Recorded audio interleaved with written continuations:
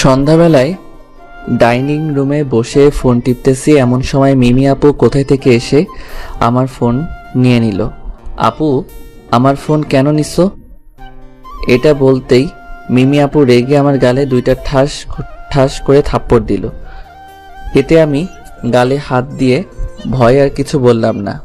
যে গুন্ডি কি থেকে কি করে নিজে জানে না, তার চেয়ে বরং চুপচাপ থাকা ভালো। ফোন কেন নিয়েছি সেটা তোকে বলতে হবে? আর তুই জানিস না কেন ফোন দিছি? ঢং মারাস আমার সাথে? আজ তোর খবর আছে, আয় আমার সাথে। এটা বলে আমাকে কিছু বলতে না দিয়ে মিমি আপু আমার কলার ধরে টানতে টানতে তার রুমে নিয়ে যেতে লাগলো। এদিকে আমি মনে মনে আল্লাহ আল্লাহ করছি, আল্লাহ আজকের মতোই গুন্ডির থেকে বাঁচিয়ে নাও। কি করছি কে জানে। আপু আমার কলার ধরে টানতেছে আর বিড়বিড় করে বলছে, তোকে এতবার করে বলি আমার কথা মতো চলতে, কিন্তু তুই আমার একটা কথাও শুনিস না। আজ তোর খবর আছে। এইদিকে আপুর এমন আচরণ দেখে মা ও মামি কিছু বলতে চেয়েও বলছে না। এবারই সবাই আপুকে ভয় পায়। রেহানা, আজ তোমার ছেলের খবর আছে। তা তো দেখতেই পাচ্ছি, এত করে বলি মেয়েটার কথা মতো চলতে, কিন্তু আমার কোনো কথাই শুনে না। এখন বোঝ কত ধানে কত চাল। এইদিকে আপু আমাকে রুমে এনে দরজা বন্ধ করে সেই আমার চিরশত্রু মোটা লাঠিটা নিল। আমি তো এটা দেখে ভয়ে ঢোক গিলতে লাগলাম। আপু, আমি কি করছি? প্লিজ আমাকে কিছু করো না, ছেড়ে দাও। তুই কি করছিস তুই জানিস না? এটা বলে আপু আমার পায়ে লাঠি দিয়ে এক বাড়ি দিতে লাগলো। ও মাগো, বাঁচাও, আল্লাহ, মরে গেলাম রে। চুপ, একদম চিল্লাবি না, না হলে জিভ টেনে ছিঁড়ে ফেলবো। এখন বল মেয়েটাকে। আমি পায়ের যন্ত্রণায় ছটফট করছি। কি শক্তি এই মেয়ের! এক বাড়িতে আমার অবস্থা কাহিল। আমি কান্না মুখে বললাম, কোন মেয়ে আপু? এটা বলতেই আপু আমার কাছে এসে আমার চুল টেনে ধরে বলতে লাগলো, কোন মেয়ে মানে? অভিনয় মানে আমার সাথে ওই ফেসবুকের মেয়েটাকে তোর ছবিতে ওয়াও, বিউটিফুল, সো কিউট এগুলো কমেন্ট করে কে সেই মেয়ে? বল আমাকে। আমি চিনি না আপু। মিথ্যা বলবি না, বল মেয়েটাকে। এইবার আরেক পাই বাড়ি মারলো। এত জোরে মারছে আমি আর দাঁড়াতে পারছি না, তাই সাথে সাথে মাটিতে বসে গেলাম। আপু, বিশ্বাস করো, আমি চিনি না। মিমি আপু আমার মুখ চেপে ধরে বলতে লাগলো, তুই যদি তাকে না চিনিস তাহলে ওই মেয়ে তোর ছবিতে এইরকম কমেন্ট করে কেন? আমি কান্না করে বললাম, আপু আমাকে ছেড়ে দাও। আমি জানি না ওই মেয়ে কেন এমন কমেন্ট করে। তোকে ছেড়ে দিব তুই ভাবলি কি করে? তুই আমার কাছ থেকে অনুমতি নিছস ফেসবুকে ছবি আপলোড দেওয়ার জন্য? আমি ভয়ে ভয়ে না বললাম। তাহলে ছবি আপলোড দিলি কেন? আপু, আমাকে এবারের মতো ক্ষমা করে দাও, আমি এমন আর করব না। আমি আপুর পায়ে ধরে, না, তোকে আমি সব সময় বলি আমার কথা মতো চলবি, কিন্তু তুই ঠিক আমার উল্টো। তোকে যদি এইবার ছেড়ে দেই তাহলে তুই আবার এমন কাজ করবি। এটা বলে আপু আমার মাথার চুল ধরে গালে থাপ্পড় মারতে লাগলো আর 5টা থাপ্পড় দিয়ে আমার চুল ছেড়ে দিল। আপুর থাপ্পড় খেয়ে আমার গাল তো ব্যথা করছে, তার সাথে ঠোঁট কেটে রক্ত পড়তে লাগলো, কিন্তু সেই দিকে আপুর কোনো খেয়াল নেই। আপু আবার আমার গাল চেপে ধরে বলল, আর যদি আমার কথার অবাধ্য হোস তাহলে এইটার চেয়ে বেশি কিছু হবে, বুঝলি? কান্না জড়িত মুখে বললাম, হুম। এইদিকে আমার এমন চিৎকার শুনে আম্মু মামি আপুর রুমের দরজার সামনে এসে বলতে লাগলো, মামিমা, ছেলেটা ছোট, এইবারের মতন মাফ করে দে। এই বলে দরজা ধাক্কাতে লাগলো।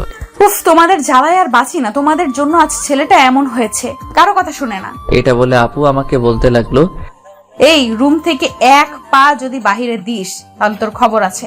এটা বলে আপু রুম থেকে বের হয়ে বাহির থেকে দরজা বন্ধ করে দিল। তারপর আপু আম্মুকে আর মাম্মিকে বলল, খবরদার, ওর সাথে কেউ যাবে না, আমি বলে দিলাম। আজ ওর রাতের খাওয়া দাওয়া আর আমার রুম থেকে বের হওয়া বন্ধ। এত বড় সাহস আমার কথা অমান্য করে। এটা বলে আপু কোথায় চলে যেতে যাবে তখন, কিন্তু ছেলেটা তো অনেক কষ্ট হচ্ছে, তাই না? কোনো কিন্তু না, আমি যেটা বলছি সেটাই শেষ কথা। আমার জিনিসটা কেমনে ভালো রাখতে হয় সেটা আমি জানি। এখন তোমরা যাও এখান থেকে। কিন্তু আম্মু মামি যাচ্ছে না।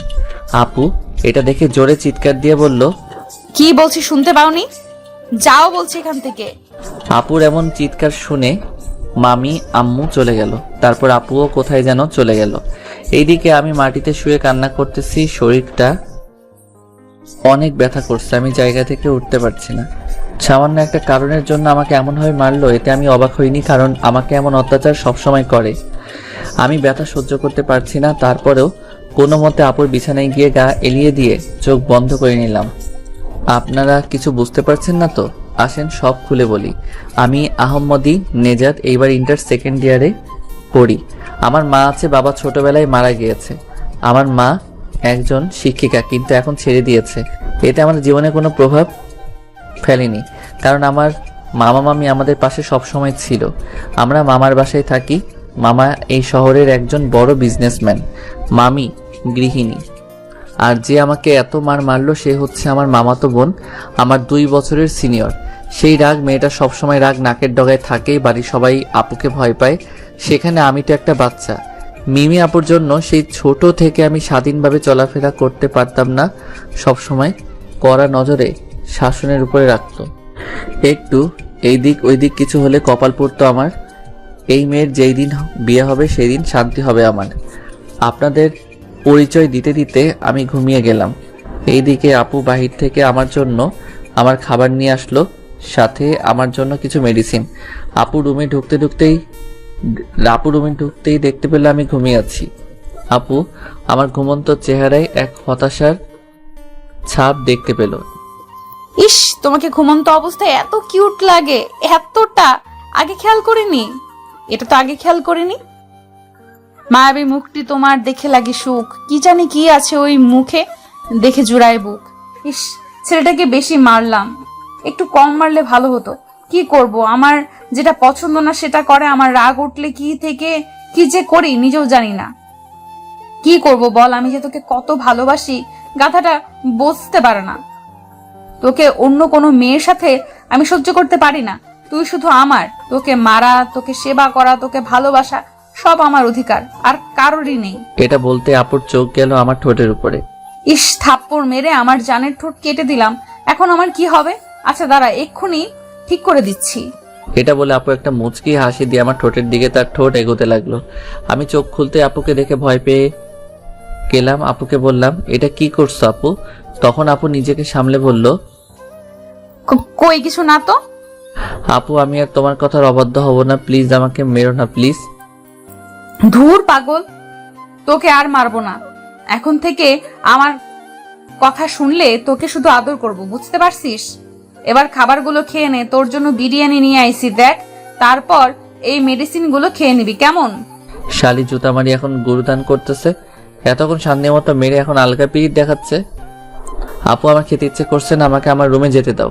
তখন আপু আমার কলার ধরে বলতে লাগলো, তোর খেতে ইচ্ছে করছে না সেটা তোর ব্যাপার, তোকে এগুলো খেতে হবে, না হলে এটার ফল তুই জানিস কি হবে। আপুর এমন কথা শুনে আমি আবার ভয়ে ভয়ে বলতে লাগলাম, দাও দাও, আমি খাচ্ছি তো, দাও। এটা বলে আপুর কাছ থেকে খাবারগুলো নিয়ে খেতে যাব, তখন আপু আমার হাত থেকে খাবারগুলো নিয়ে নিল। এটা কি হলো? তুমি বলছো খাবার খেতে, এখন তুমি হাত থেকে কেড়ে নিচ্ছ কেন? কারণ তোকে খেতে বলছি, নিজের হাতে খেতে বলিনি। তাহলে আমি কিভাবে খাবো? কেন, আমি আছি না, আমি খাইয়ে দিব। কিন্তু চুপ, কোনো কিন্তু না, এই নে হা কর, আমি খাইয়ে দিই। আমি আর কিছু বললাম না, যদি বলি তাহলে আমার উপর বিপদ যাবে। তার চেয়ে হাত করে খাবার খেতে লাগলাম। এইভাবে 2-3 বার তুলে খাওয়ালো। মনে মনে দ্বারা আমাকে মারা, তাই না দেখাচ্ছি ডাইনি? তোর আঙুলে যদি কামড় না দেই তাহলে আমার নাম আহম্মদ না। এইবার আমাকে খাইয়ে দিতে যখন খাবার আমার মুখে দিল, তখন ইচ্ছে করে দিলাম আমি আঙ্গুলের উপর কামড়। আমার আঙুল। আপু কি হয়েছে? এইদিকে তো আমি মনে মনে খুশিতে গদগদ হয়ে যাচ্ছি। ওই আঙুলে কামড় দিলি কেন? আপু আমি তো ইচ্ছে করে দেইনি, আর খাইয়ে দিতে গেলে এমন কামড় খেতে হয়। বুঝলাম, এখন বেশি কথা না বলে তাড়াতাড়ি খা, আমি খাবার তুলে খাওয়াচ্ছি। তারপর কিছুক্ষণের মধ্যে আমি খাওয়া শেষ করলাম। মেডিসিন গুলো খা। তারপর সেগুলো খেয়ে নিলাম। আপু তাহলে এখন রুমে যাই। যা, আর আজকের কথাটা যেন মনে থাকে। ওকে আপু। এই বলে আস্তে আস্তে খুঁড়িয়ে খুঁড়িয়ে নিজের রুমে এসে বিছানায় গা এলিয়ে দিলাম, সাথে সাথে ঘুমিয়ে গেলাম। সকালবেলা ঘুম থেকে উঠে ফ্রেশ হতে ওয়াশরুমে গেলাম। তারপর সেখানে নিজের চেহারা আয়নাতে নিজেকে দেখে অবাক হয়ে গেলাম। আমি আমাকে চিনতে পারছি না, এটা কি করে সম্ভব? আমাকে তো আপু থাপ্পড় দিচ্ছে, তাহলে এগুলো কেমনে আসলো? না, কিছু ভাবতে পারছি না। আমার রুমে কি ভূতটুত আসে নাকি কে জানে। তাড়াতাড়ি ফ্রেশ হয়ে আপুর রুমের দিকে যেতে লাগলাম। আরে কিছু বুঝতে পারছেন না তো? আপুর রুমে যেতে যেতে বলি, আসলে আমার পুরো মুখ লিপস্টিকের চিহ্ন। এগুলো একমাত্র ওই রাক্ষসীটা করতে পারে, তাই মিমি আপুর রুমে যেতে লাগলাম। আপুর রুমের দরজার সামনে এসে বলতে লাগলাম, আপু আসতে পারি? আয়, তুই আসতে আবার অনুমতি লাগে? তা এত সকাল সকাল আমার রুমে? তুমি এসব কেন করছো? আমি আবার কি করলাম আজব? তুমি আমার মুখে এতগুলো কিস কেন দিচ্ছ? একটা থাপ্পড় দিয়ে কান লাল করে ফেলবো। কি সব বাজে বাজে কথা বলছিস? আমি কেন তোকে কিস দিব? তোর মতো পুলারে কিস দিতে আমার বয়েই গেছে। আপু নাটক কম করিয়েন। আপনি যেটা চাচ্ছেন সেটা আর সম্ভব না। আপনি আমাকে মারেন, কাটেন, শাসন করেন, তাতে আমি কিছু বলি না, কারণ আপনি আমার বড় বোনের মতো। আমি আপনাকে এখন বড় বোনের মতো সম্মান করি। আর এর চেয়ে বেশি কিছু না। এর চেয়ে বেশি কিছু হতে গেলে এটার ফল ভালো হবে না। এটা বলে যখনই রুম থেকে বের হব তখন আপু পিছন থেকে আমার কলার ধরে টান দিয়ে তার কাছে নিয়ে এসে, ওই কি ভালো হবে না? আমার যাই ইচ্ছা তাই করব, তোর তাতে সমস্যা হলে আমার কিছু করার নাই। যদি আর আমাকে বোন ভাবছিস তো তাহলে তোর খবর আছে। আর তুই মনে হয় ভুলে গেছিস তুই কোথায় দাঁড়িয়ে আছিস। কি মেয়ে রে বাবা, আইসি বুঝতে আর উনি আমাকে ধমক দিচ্ছে। আমি আপুর কাছ থেকে আমার কলার ছাড়িয়ে বললাম, আমি ভুলি নাই আমি কোথায় দাঁড়িয়ে আছি, তাই তো এত অত্যাচার সহ্য করে আছি। আর যদি আম্মুরে ওয়াদা না করতাম তাহলে কত আগে চলে যেতাম। ওই তুই কোথায় যাবি? তুই যেখানে যাবি সেখান থেকে আমি তোকে তুলে নিয়ে আসবো, মাইন্ড ইট। দেখা যাবে। এটা বলে যখনই আপুর রুম থেকে আসবো তখন আপু আমার সামনে এসে দরজা বন্ধ করে দিল। আপু তুমি দরজা বন্ধ করলে কেন? আগে আপু বলা বাদ দে, না হলে আজ যেতে পারবি না। প্লিজ আমার বড় বোন, আমাকে ছেড়ে দাও। আমি কথা দিচ্ছি তোমার উপর এমন দোষ আর চাপাবো না। ওই তুই দোষ কি চাপাবি? হ্যাঁ, আমি তোর গালে কিস দিছি, এখন বল কি করবি? এই কথা এটা বলে এক পা আমার দিকে এগোচ্ছে। আপু তোমাকে আমি কি করব? তুমি আমার লক্ষ্মী আপু না? প্লিজ এইভাবে আমার দিকে এসো না প্লিজ। না হলে মিমি আপু আমার কাছে এসে আমার কলার ধরে, না হলে কি করবি? না হলে আমি চিৎকার কান্না করে দিব। প্লিজ এই বাচ্চা ছেলেকে ছেড়ে দাও। তোকে তো আমি ছাড়বো না, তুই যাই করে ফেল। তোকে আজ থেকে লুকিয়ে কিস দিব না, আজ থেকে ওপেনে কিস দিব। আপু আমি কিন্তু তোমার মিমি আপু আর আমাকে বলতে দিল না, তার আগে তার ঠোঁট দিয়ে আমার ঠোঁট চেপে ধরলো। আপুর ঠোঁটের ছোঁয়া পেয়ে আমি তো পাথর হয়ে গেলাম। এই প্রথম কোনো মেয়ের ঠোঁটের ছোঁয়া পেলাম। এইদিকে আমার পাথরের মতো শক্ত হওয়ার সুযোগে বজ্জাত লুচনি আমার ঠোঁটে মনের সুখে অত্যাচার করতে লাগলো। প্রায় 5 মিনিট পর আমাকে ছেড়ে দিতে আমি আর আপু হাঁপাতে লাগলাম। এই তোর ঠোঁটগুলো এত মিষ্টি কেন? মনটা চায় আবার দিতে। এটা বলতে আমি আমার ঠোঁট হাত দিয়ে চেপে ধরলাম। এটা কিন্তু ঠিক না। নিজের ছোট ভাইয়ের সাথে এমন করতে তোমার লজ্জা করে না? কিসের লজ্জা? বেশি কথা বললে এক্ষুনি বাসর করে ফেলবো। তোমার সামনে আসবো না। তুমি একটা বজ্জাত লুচ্চা। কে জানে কখন আমার ইজ্জত নিয়ে নাও। এটা বলে দিলাম দৌড়ে তাড়াতাড়ি দরজা খুলে আমার রুমে চলে আসলাম। এইদিকে আপু দাঁড়িয়ে দাঁড়িয়ে বলতে লাগলো, এই মনে আগুন জ্বালিয়ে এখন দূরে সরে যাচ্ছিস, তা কেমনে হইব চান্দু? তুই মনে হয় এই মিমিকে চিনস না। এই মিমি যেটা চায় সেটা নিয়েই ছাড়ে। এইদিকে আমি রুমে দরজা বন্ধ করে শালি রাক্ষসী আর একটু হলে তো আমার মতো পিচ্চি বলার ইজ্জত নিয়ে নিত। ভাই আহমদ তাড়াতাড়ি করে কলেজে যা, না হলে এই ডাইনি আবার ধরবে।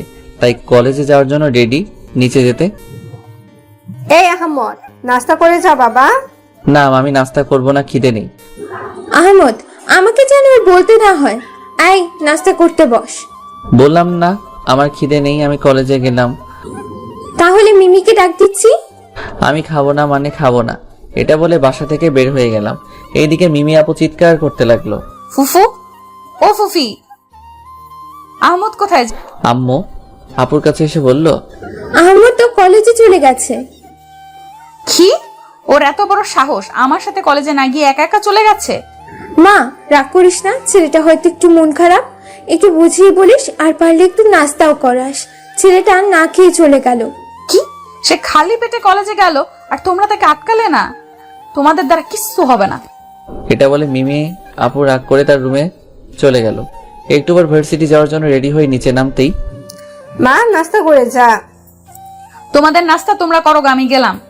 এটা বলে মিমি আপু চলে গেল। এইদিকে ভাবি এ বাড়িতে তো আমাদের কোনো মূল্য নাই। আপু একদম ঠিক। কোথা থেকে যে মেয়েটার এত রাগ আসছে আমি এখনো বুঝতেছি না। ভাবি আমার তো মাথায় ঢুকে না। এইভাবে তারা আড্ডা দিতে লাগলো।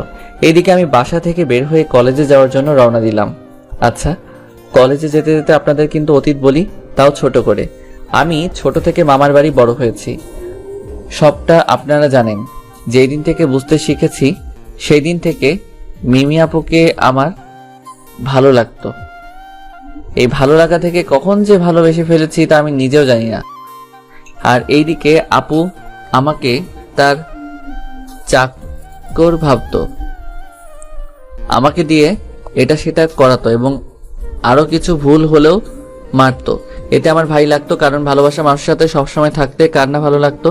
মিমি আপু তখন থেকে আমাকে কোনো মেয়ের সাথে মিশতে দিত না। আমি যদি কোনো মেয়ের সাথে কথা বলতাম তাহলে আমাকে অনেক মারতো।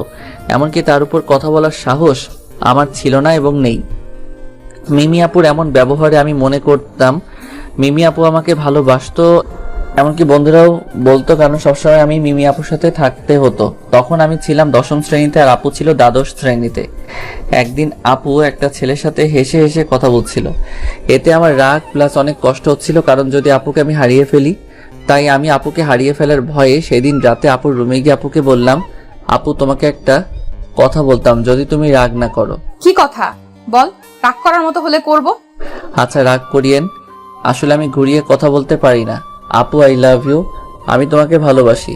যেদিন থেকে ভালোবাসা কি বুঝতে জানতে শিখেছি সেই দিন থেকেই আমার ভালোবাসা তুমি বলে আমি বুঝতে পেরেছি। আপু আমাকে ফিরিয়ে দিও না, আমি তোমাকে অনেক ভালোবাসি। আমি কথাগুলো চোখ বন্ধ করে এক নিঃশ্বাসে বলে দিলাম। আপু আমার এমন কথা শুনে হাসতে লাগলো। হা হা হা। আপু হাসতেছো কেন? দাঁড়া, আমি একবার হেসে নেই। তুই কি করে ভাবলি আমি তোকে ভালোবাসবো? কেন, ভালোবাসলে কি হয়?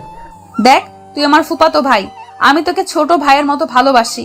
তার থেকে বড় কথা, তোরা আমাদের বাসায় আশ্রিতা, আমাকে বিয়ে করে রাখার মতো তোর কাছে কিচ্ছু নেই। তার থেকে বড় কথা, আম্মু আব্বু তোদের অনেক ভালোবাসে। যদি আমি এমন কিছু শুনে তাহলে সম্পর্কটা খারাপ হয়ে যাবে। তো আজে বাজে কথা মাথা থেকে ছেড়ে ফেল, বুঝতে পারছিস?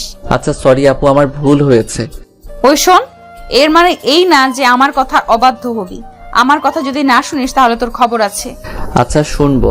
এটা বলে মন খারাপ করে চলে আসলাম।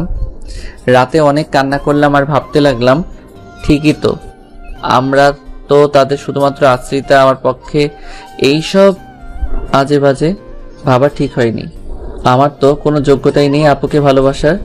সেই দিন রাতে অনেক কান্না করছি, নিজেকে অনেক বুঝিয়েছি এবং পরে বুঝতে পারলাম আপুর কথাই ঠিক। আমি না হয় আপু তাড়াতাড়ি ভুলতে না পারলেও আস্তে আস্তে ভুলবো। পরের দিন সকালে আম্মুকে বললাম, আম্মু চলো না আমরা আমাদের বাড়িতে থাকি, এখানে আমার ভালো লাগে না।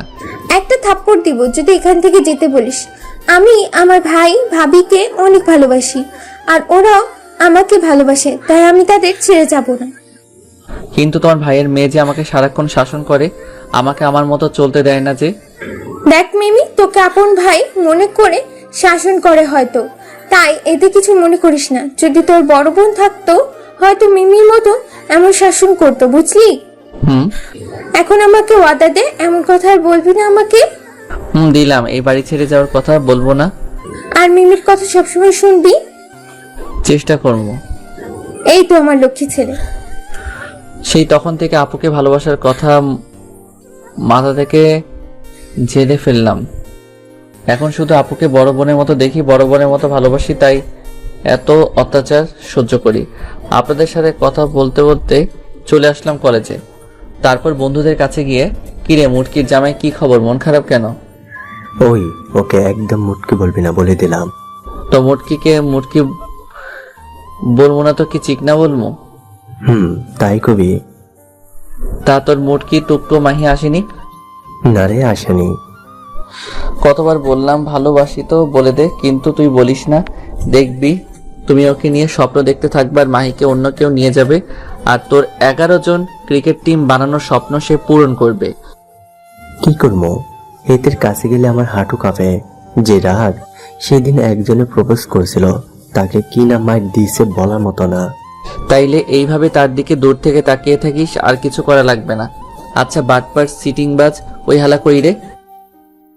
ওই বাটপার চিটিংবাজ হালা তোর পিছনে। আরে দোস্ত, এমনি মজা করছে, এতে রাগের কি আছে বল? শালা আমি তোর সাথে কি চিটিংবাজি করছি? কেন আমার 500 টাকা নিছস যে, ওইগুলো দিছস? আজ কতদিন হলো? ভাই আপনি কেন? এই শাহিন, এই ছেলেটাকে কলেজে নতুন নাকি? শাহিন, ওই হালারে ধর। এটা কি বলে আমাদের চিনি না। ভাই আপনারা কারা? আপনাদের তো চিনি। আমি মনে হয় ভুল জায়গায় চলে এসেছি। এটা বলে রাফিকে দুইজন ধরে আচ্ছা মতো কেলানি দিলাম। ও মাগো, শালারা একটা টাকাও পাবি না, সব মেরে উসুল করে নিছত। ওই মামা দেখ দেখ, ডাবগুলো কত বড়। রাফির মাথায় থাপ্পড় দিয়ে হালালো ইচ্ছা। সব সময় তো মেয়েদের পিছনে ঘুরস, আর শেষে রাফি তোর মুখে এমন কথা শুনবো ভাবতে পারিনি। রাফি তোর মুখে এমন কথা শুনবো এটা ভাবতেও পারিনি। তুই এত বেয়াদব হবি আগে জানতাম না। এইবার রাফি মাথা গরম করে আমাদের দুইজনের মাথায় 2টা থাপ্পড় দিয়ে বলতে লাগলো, হালার ঘরে হালারা, নিজেরা উল্টা পাল্টা ভাবিস আর আমাকে লুচ্চু বলিস। তো কি বলবো? তুই একটু আগে কি বলছিস? রাফি আবার আমার মাথায় থাপ্পড় দিয়ে বলল, সবসময় তুই হালার নেগেটিভ কথা ভাবিস। আরে হালা, আমি ওই যে নারকেল গাছের ডাবগুলোর কথা বলছি। এটা বলে রাফি আমাদের মাথা ঘুরিয়ে কলেজের পাশে পুকুর পাড়ের নারকেল গাছের দিকে দেখিয়ে দিল। সত্যি সত্যি তো অনেক বড় হয়েছে। মামা আজ ভীষণ নামে কেমন? শালা এখন কেন বলছিস মিশন হবে? আগে তো আমাকে কত কিছু বলছিলি। তবে মামা আগের গুলোর চেয়ে এগুলো খেতে মন চাইবে। আসলে প্রতিবারই এই ডাবগুলো আমরা খাই, কিন্তু কেউ জানে না। মামা, আজ কলেজের পরে হবে মিশন। আর আমাকে একটা বেশি দিতে হবে। আচ্ছা দিবনি। আচ্ছা মামা, তোর গালে ওইগুলো কিসের দাগ? মামা তোরে আবার এগুলো জিজ্ঞেস করা লাগে? শালি ডাইনি গুন্ডি রাক্ষসী এসব করেছে কাল রাতে থাপ্পড় দিয়ে আমার অবস্থা কাহিল করে ফেলছে। কেন রে? তারপর সব বললাম। আচ্ছা মামা, তুই এই অত্যাচার আর কত সহ্য করবে? দেখি যতদিন ওই ডাইনির বিয়ে না হয় ততদিন। তখনই রাফির মোবাইলে একটা কল আসলো। সে বের করে দেখতে লাগলো কে কল দিছে। রাফি মোবাইল বের করতে আমি উকি মেরে দেখলাম তিশা নামের একটা মেয়ে। তাই আর দেরি করলাম না, ছো মেরে মোবাইলটা নিয়ে রাফির কাছ থেকে দূরে সরে গেলাম। শালা তলে তলে টেম্পু চালে, আমরা বললে হরতাল। ভাই আমার কথাটা একবার শোনো। কিরে মামা, কি হয়েছে? মামা আমার কাছে আয়, এই দেখ। এটা বলতেই শাহিন দৌড়ে আমার কাছে আসলো।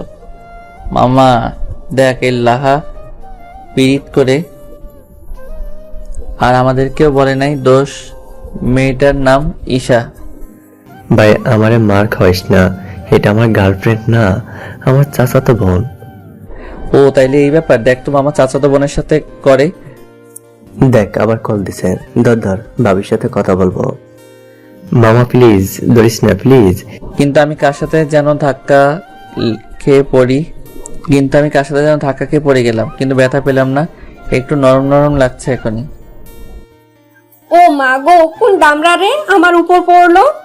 আমি মেয়ের আওয়াজ শুনে একটু নিচের দিকে তাকাতে তাড়াতাড়ি উঠে গেলাম, কারণ আমি একটা মেয়ের গায়ে পড়ছি।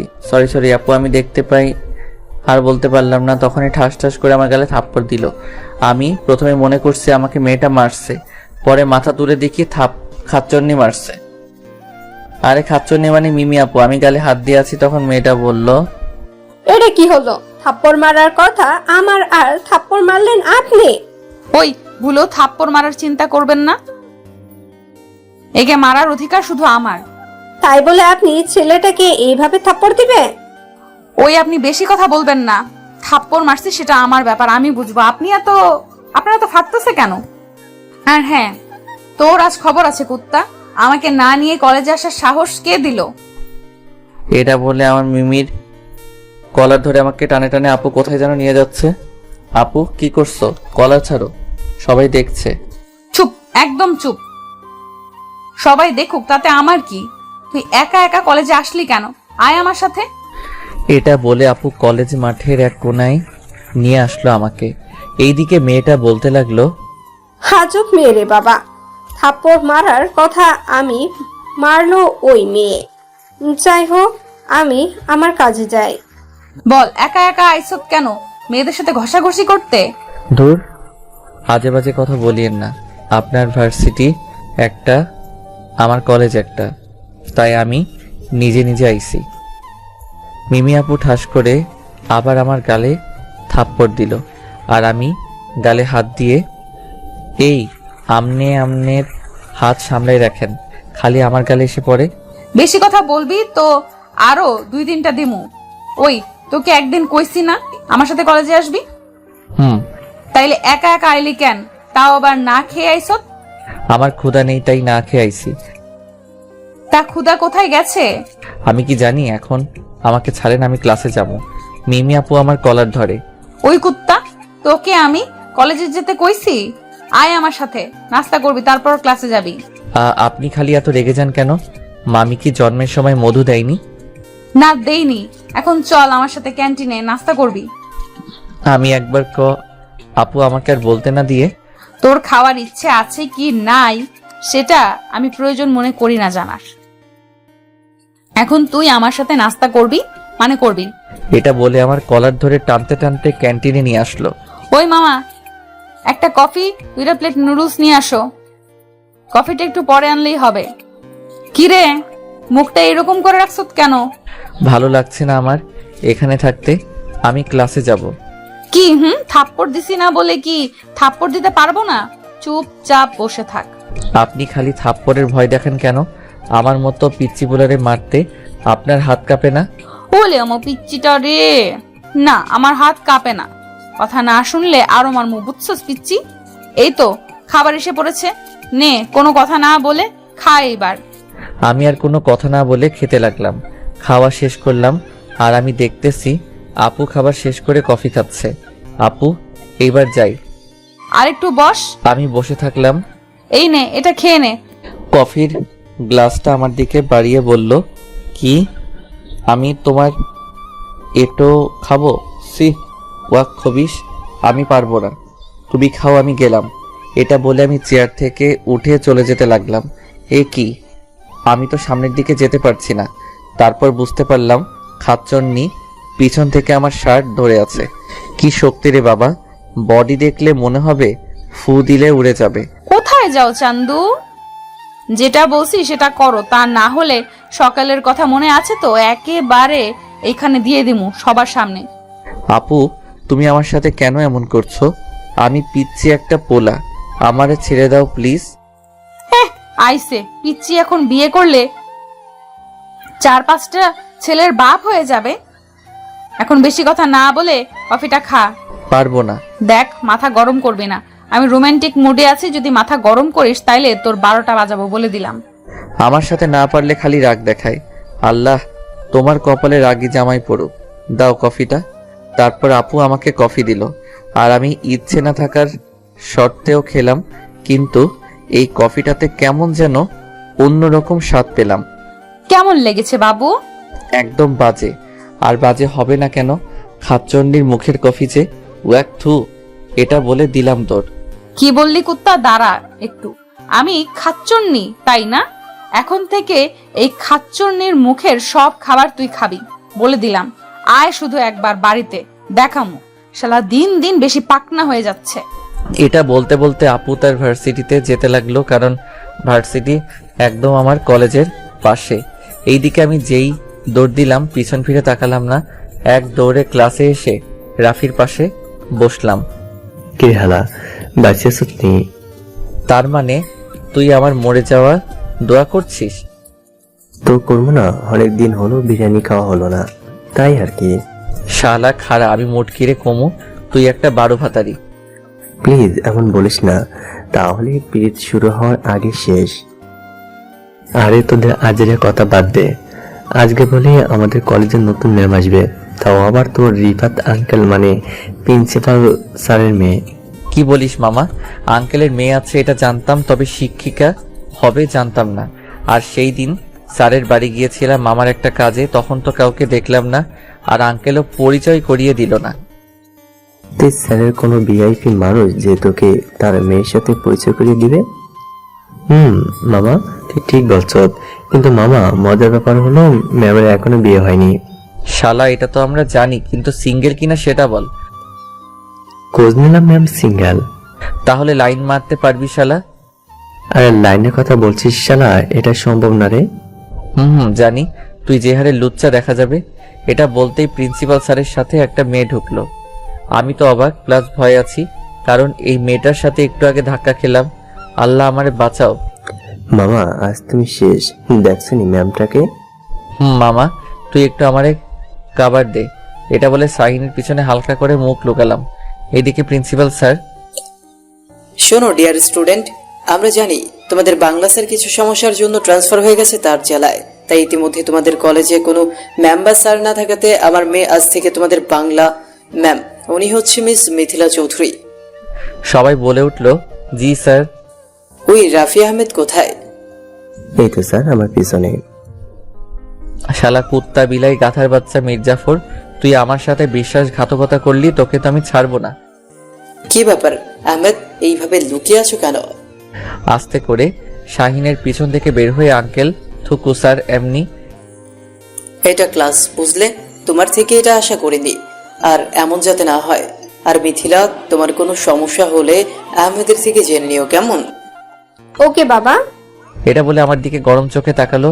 এই দিকে এমন ভাবে তাকানোতে আমি ভয়ে আল্লাহকে ডাকতে লাগলাম। তাহলে আমি আসি, তোমরা ক্লাস করো। এটা বলে স্যার চলে গেল। আসসালামু আলাইকুম স্টুডেন্ট, তোমরা কেমন আছো? আলহামদুলিল্লাহ, চলো তোমাদেরকে পড়ানো শুরু করি। আগে স্যার কোথায় পড়া শেষ করেছিল? এটা বলতে ম্যামের চোখ আমার দিকে পড়ে গেল। এদিকে নিজে গালি দিচ্ছি। শালা কেন যে আজ ফার্স্ট টেবিলে বসতে গেলাম, তাই আমি আবার মুখ লুকাতে লাগলাম। এই ছেলে, তুমি এভাবে মুখ লুকাচ্ছ কেন? সেই প্রথম থেকে দেখতাছি। দাঁড়াও আর পড়া বলো। কোথায় ছিলে? এইদিকে আমি কি করব বুঝতে পারছি না। দাঁড়াও আর পড়া বলো, কোথায় ছিল? কি হলো, দাঁড়াতে বলছি। ম্যামের ধমক খেয়ে তাড়াতাড়ি দাঁড়িয়ে ম্যামের দিকে তাকাতেই, ও আচ্ছা, এই জন্য মুখ লুকাচ্ছ তাই না? আসলে ম্যাম বুঝতে পারিনি, প্লিজ ক্ষমা করে দেন। শাট আপ, ওইটা বাহিরের বিষয়, বাহিরে থাক। এখন পড়া বলো। তারপর পড়া বললাম। গুড, এখন বসো। তারপর আমি বসে গেলাম আর ম্যাম পড়াতে শুরু করলো। এইভাবে ম্যামের ক্লাস শেষ হতে ম্যাম যখন চলে যাবে তখন, এই ছেলে, আমার সাথে আমার কেবিনে আসো। এটা বলে ম্যাম চলে গেল। মামা কি ব্যাপার, সোজা কেবিনে? মামা দাল মে জরুর কুছ কালা হে। শালা সব কালা, মনে হয় আর রক্ষা হলো না। আগে গিয়ে দেখ কি বলে। তোরা সহ আয়। এটা বলে দুইজনের হাত ধরে টেনে নিয়ে আসলাম ম্যামের কেবিনের সামনে। ম্যাম আসতে পারি? আসো। তারপর তিনজনে মিলে ভিতরে ঢুকলাম। এটা কি? আমি তোমাকে আসতে বলছি, এদের কেন নিয়ে আসলে? ম্যাম এরা আমার বন্ধু, সো এরা আমার সাথে থাকলে কোনো সমস্যা নাই। চুপ বেয়াদব। এই তোমরা যাও এখান থেকে। এটা বলতে তারা দুইজন চলে যেতে লাগলো। এই তোরা আমাকে রেখে কোথায় যাচ্ছিস? দাঁড়া, আমি আসতেছি। এই তোমাকে যেতে বলছি।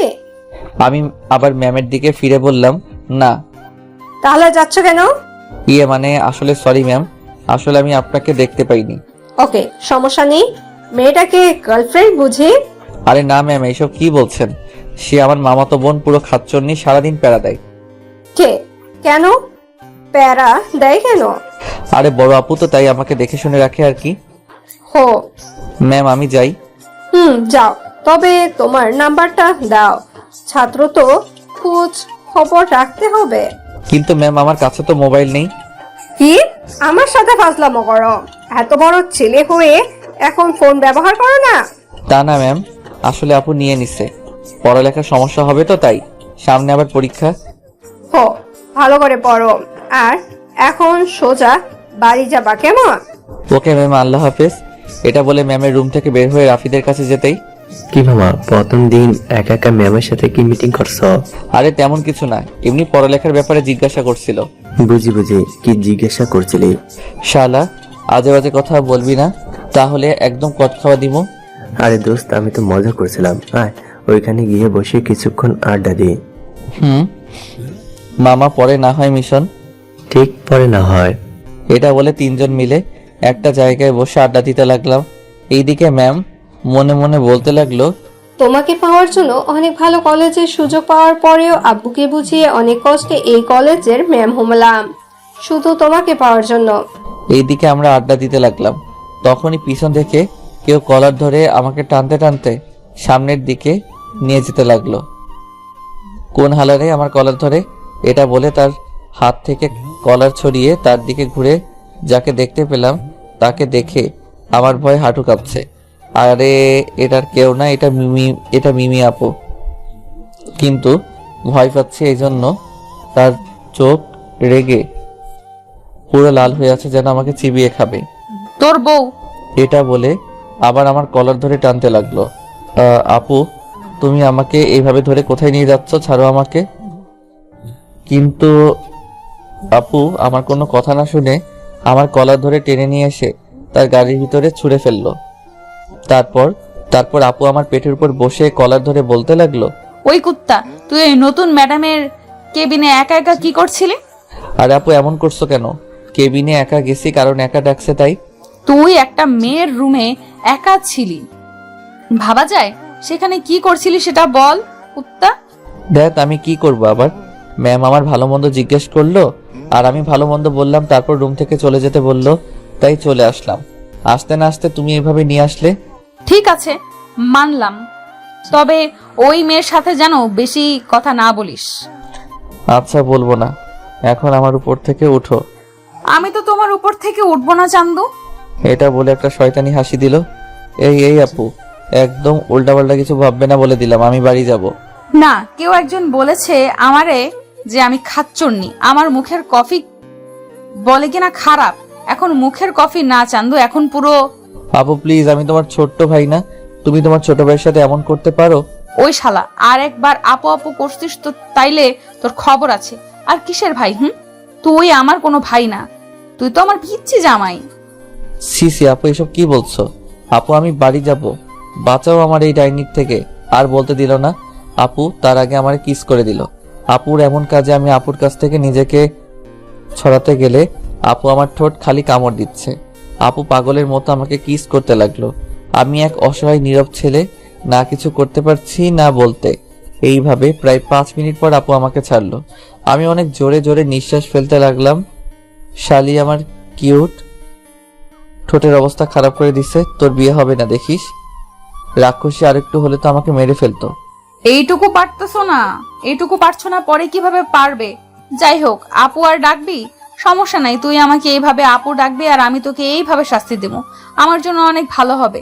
তোমার ওই যে সুন্দর ঠোঁটগুলো। না না, আমি আর আপু ডাকবো না আন্টি। আন্টি কাকে ডাকলি রে? আপনাকে। এটা বলতে একটা থাপ্পড় এসে পড়লে আমার গালে। ওই, আমাকে কোন দিক দিয়ে আন্টি লাগে? অনেক দিক দিয়ে থুকু, এক দিক দিও না। তাহলে আন্টি ডাকলি যে? আপনি তো বললেন আপু না ডাকতে, এটা বলতে আবার থাপ্পড়। শালা, তোকে আপু বলতে মানা করছি, এই না যে আন্টি ডাকবি। তাইলে খালা ডাকমো? আহাম্মক, তোরে তো আমি। এটা বলে আমার গলা চেপে ধরলো। ওই, তোকে কিছু করছি না বলে আমার সাথে মজা নিচ্ছিস? আজ থেকে আপু খালা আন্টি তোর মুখ থেকে যদি শুনি, তাইলে তোরে সেই দিনই মেরে দেব। এখন থেকে মিমি বউ বলে ডাকবি। আপুর কাছ থেকে ছোটার জন্য ছটফট করতে লাগলাম। কি বলে ডাকবি? ও সরি, আমি তো তোর গলা চেপে ধরছিলাম, তুই কিভাবে বলবি? আমি কাশি দিতে লাগলাম। এটা কি করলে? আরেকটু হলে তো আমি শেষ। এর থেকে আরো বেশি কিছু করব। তুই আমাকে চিনিস না। আগে বল আমাকে মিমি বউ বল। মিমি বউ, তা না হলে আবার ধরবো। না না, বলছি মিমি বউ। শালি আমারও টাইম আইব, তখন সব সুদে আসলে তুলে নিব। এই তো গুড বয়, আমার জুনিয়র জামাই। এটা বলে আমার গালে কিস করে আমার উপর থেকে উঠে ড্রাইভিং সিটে বসে পড়লো। তারপর গাড়ি চালাতে লাগলো। এইদিকে আমি কুত্তি, পেতনি, শয়তানের 3 নম্বর নাতনি। আল্লাহ তোরে যেন সারা জীবন অবিরত রাখে। আচ্ছা, তোমাকে এটা কে বললো আমি যে মিথিলা ম্যামের রুমে ছিলাম? ও তুই তাহলে ওই মেয়ের নামও জানিস? আরে ম্যাম বলে কথা জানবো না? চুপ কুত্তা, একদম চুপ থাক। ম্যাম বলে কথা, আর ওই মেয়ের নাম যদি মুখ দিয়ে উচ্চারণ করিস তো খবর আছে। আপুর ধমকে আমি চুপ হয়ে বসে থাকলাম। কিছুক্ষণের মধ্যে আমরা বাড়ির সামনে চলে আসলাম। তারপর গাড়ি থেকে নেমে যখন বাড়ির ভিতরে যাব তখন ওই দাঁড়া। আপু দাঁড়াতে বলার সাথে সাথে আমি দাঁড়িয়ে গেলাম। আর আপু আমার কাছে এসে তার ওড়না দিয়ে আদর করে আমার মুখ মুছতে মুছতে বলল, এই বাড়ির সবার সামনে কি মান সম্মান সব খেতে চাস? লিপস্টিক গুলো মুছতে পারিসনি কেন? একটা বলদকে গলায় ঝুলতে হবে এটা ভেবে কেমন যেন লাগছে আমার। তো কে ঝুলতে বলছে? আমার যে বলদকে লাগবে। এটা বলে আমার গাল টেনে দিয়ে বলল, আয় এখন বাসায় চল। এটা বলে আপু হাঁটতে লাগলো। কুত্তি, শয়তান, ডাইনি, তোর জন্য আমার গালগুলো শান্তি মতো থাকতে পারে না। দোয়া করি তোর জামাই যেন তোর গাল টানে, ঠিক তোর মতো করে। এইসব বলতে বলতে বাড়ি এসে রুমে ঢুকে ফ্রেশ হয়ে নিচে গেলাম খাবার খেতে। দেখলাম সবাই খাবার খেতে বসে গেছে, তাই আমিও একটা টেবিলে টেনে খেতে বসে গেলাম। তারপর নিজের মতো করে খাবার নিয়ে যখনই খেতে যাব তখন কি রে, তোর ঠোঁট এত ফুলা কেন? আম্মুর এমন কথায় আমি তো চোখ বড় বড় করে ফেললাম। কি বলবো ভেবে পারছি না। তখন আপুর দিকে তাকিয়ে দেখি খাচ্চন্নির কোনো রিয়াকশন নাই। মনে হচ্ছে হেতি কিছু জানে না। কি করে কি হলো বল? আম্মু আসলে একটা অনেক বড় পিঁপড়া কামড় দিছে। বুঝতে পারলে আম্মু পিঁপড়েটা মনে হয় রাক্ষস, না ডাইনি না খাচ্চন্নি। আমার এমন জোরে কামড় দিছে মনে হয় কখনো খাবার খাইনি। এটা বলে আপুর দিকে তাকাতে আপু আমার দিকে তাকিয়ে রাগে চোখ বড় বড় করে ফেললো। তা এত বড় পিঁপড়ে তোর গায়ে উঠলো আর তুই কিছু করলি না? আরে মা, আমি কেমনে করবো, আমি তো বুঝতে পারিনি। ও, এরপর থেকে খেয়াল রাখবি কেমন? আরে ভাবে আপনি হাসতেছেন কেন? এটা বলাতে আমি মামির দিকে তাকাতেই দেখি মামি মুচকি মুচকি হাসতেছে। কিছু না, এমনি। ও আচ্ছা মিমি, শোন, তোর আজ বিকেলে বাবা ঢাকা থেকে আসবে, কোথাও যাবি না বলে দিলাম। আচ্ছা ঠিক আছে। তারপর সবাই মিলে আড্ডা দিতে দিতে খাবার খেতে লাগলাম। আমি তাড়াতাড়ি করে খাবার খেয়ে রুমে এসে দরজা বন্ধ করে ফেললাম, কারণ খাবার টেবিলে ডাইনিরে যে কথাগুলো কইছি আমার মনে হয় না আমারে আস্ত রাখবো। তারপর বিছানায় শুয়ে মনের সুখে একটা গল্পের বই নিয়ে পড়তে লাগলাম। এইদিকে মিমি আপু রেগে মেগে পুরো আগুন হয়ে আছে। প্রথমে ভাবছে আমার রুমে যাবে, পরে বলল, থাক, শয়তানটারে আর জ্বালিয়ে লাভ নাই।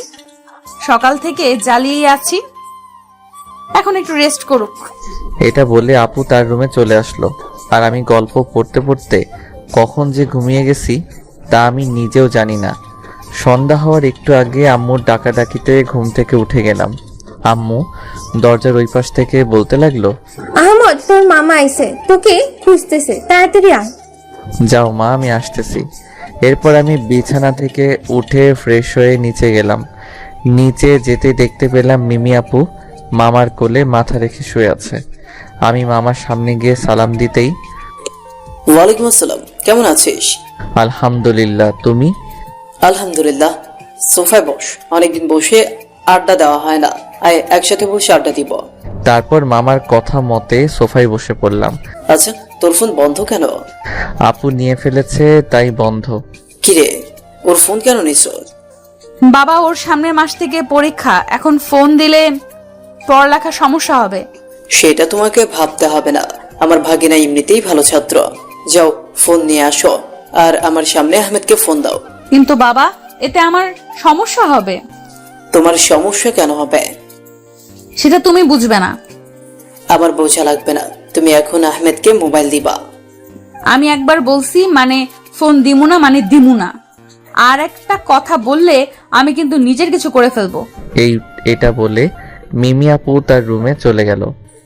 মেয়েটা দিন দিন বেয়াদব হয়ে যাচ্ছে। মামা আপুকে বিয়ে দিয়ে দাও, দেখবা সব ঠিক হয়ে যাবে। ভাগিনা, তুই ঠিক বলছিস, তাই ভাবতে হবে, একটা ভালো ছেলে খুঁজতে হবে। বাবা, তুই কিছু মনে করিস না, মেয়েটা একটু রাগি, বুঝতেই তো পারছিস। তুই পরীক্ষা দিয়ে নে, তারপর তোকে আমি সুন্দর দেখে একটা মোবাইল কিনে দিব, কেমন? ওকে মামা। তাহলে আমি এখন আসি, সন্ধ্যা হয়েছে, পড়তে বসবো। দাঁড়া, তোর কাজ আছে। কি কাজ মামা? একটু দাঁড়া। আর আমি দাঁড়িয়ে রইলাম। একটু পরে বাবা একটা বড় বক্স এনে আমার হাতে দিয়ে বলল, এই বক্সটা সাবধানে তোর রিফাত আঙ্কেলের কাছে পৌঁছে দিবি, কেমন? মামা এটাতে কি আছে? বেশি না, একটা ল্যাপটপ আছে অ্যাপল কোম্পানির। তোর আঙ্কেল আনতে বলছিল, তার নাকি আগেরটা নষ্ট হয়ে গেছে, তাই এটা আনলাম। এখন যা, তাড়াতাড়ি তোর আঙ্কেলকে এটা দিয়ে আয়, আর সাবধানে যাস। আচ্ছা মামা। এটা বলে বাহিরে এসে গাড়ি বের করে আঙ্কেলের বাড়ির উদ্দেশ্যে রওনা দিলাম। এইদিকে আপু নিজে নিজে বলতে লাগলো, হ্যাঁ, কত শখ আমি নাকি তারে মোবাইল দিয়ে দিমু। আমার মোবাইল দিমু আর হাতে অন্য মেয়েদের সাথে টাঙ্কি মারুক, এটা আমি কখনোই হতে দেব না।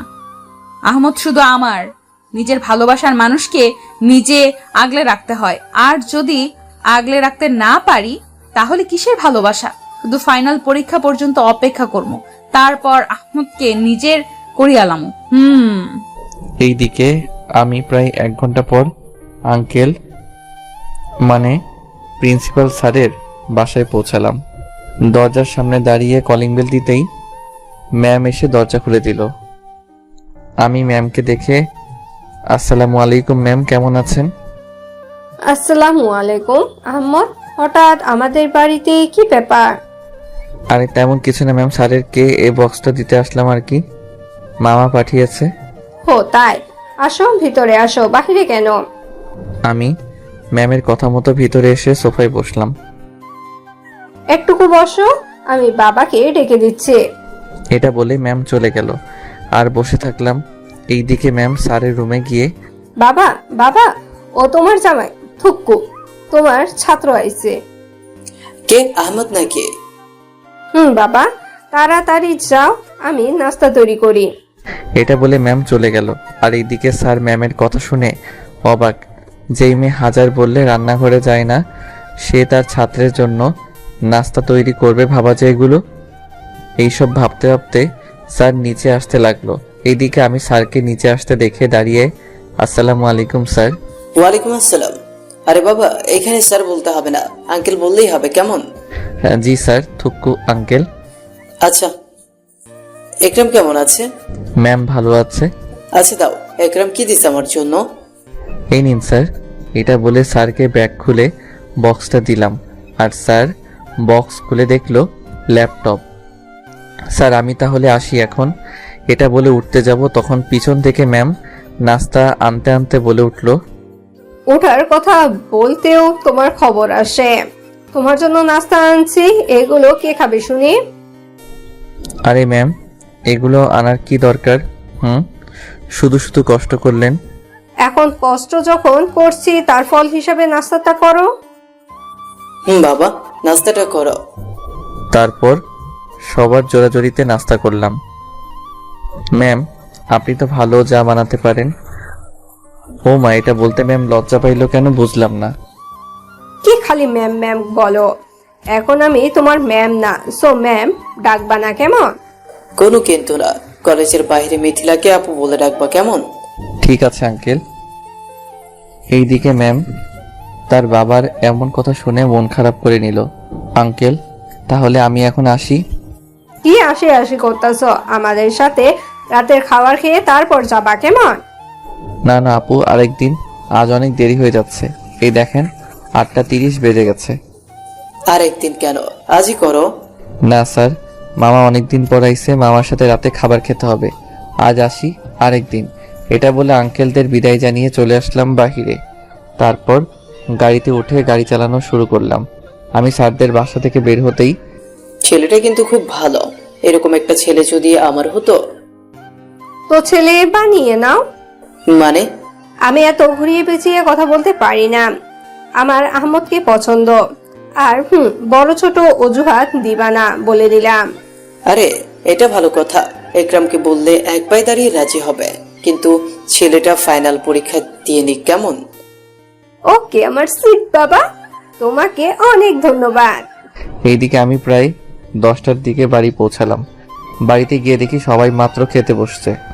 আমিও আর দেরি না করে তাড়াতাড়ি ফ্রেশ হয়ে খেতে গেলাম। খাওয়া দাওয়া শেষ করে রুমে এসে ঘুমিয়ে গেলাম। সকালবেলায় ঘুম থেকে উঠে ফ্রেশ হয়ে আপুর সাথে প্রতিদিন কলেজে যাওয়া, তারপর আবার আপুর সাথে বাড়িতে আসা, তার রোমান্টিক প্যারা আর কলেজ ম্যাম হালকা পাতলা শাসন করার মধ্যে দিয়ে 15 দিন কেটে গেল।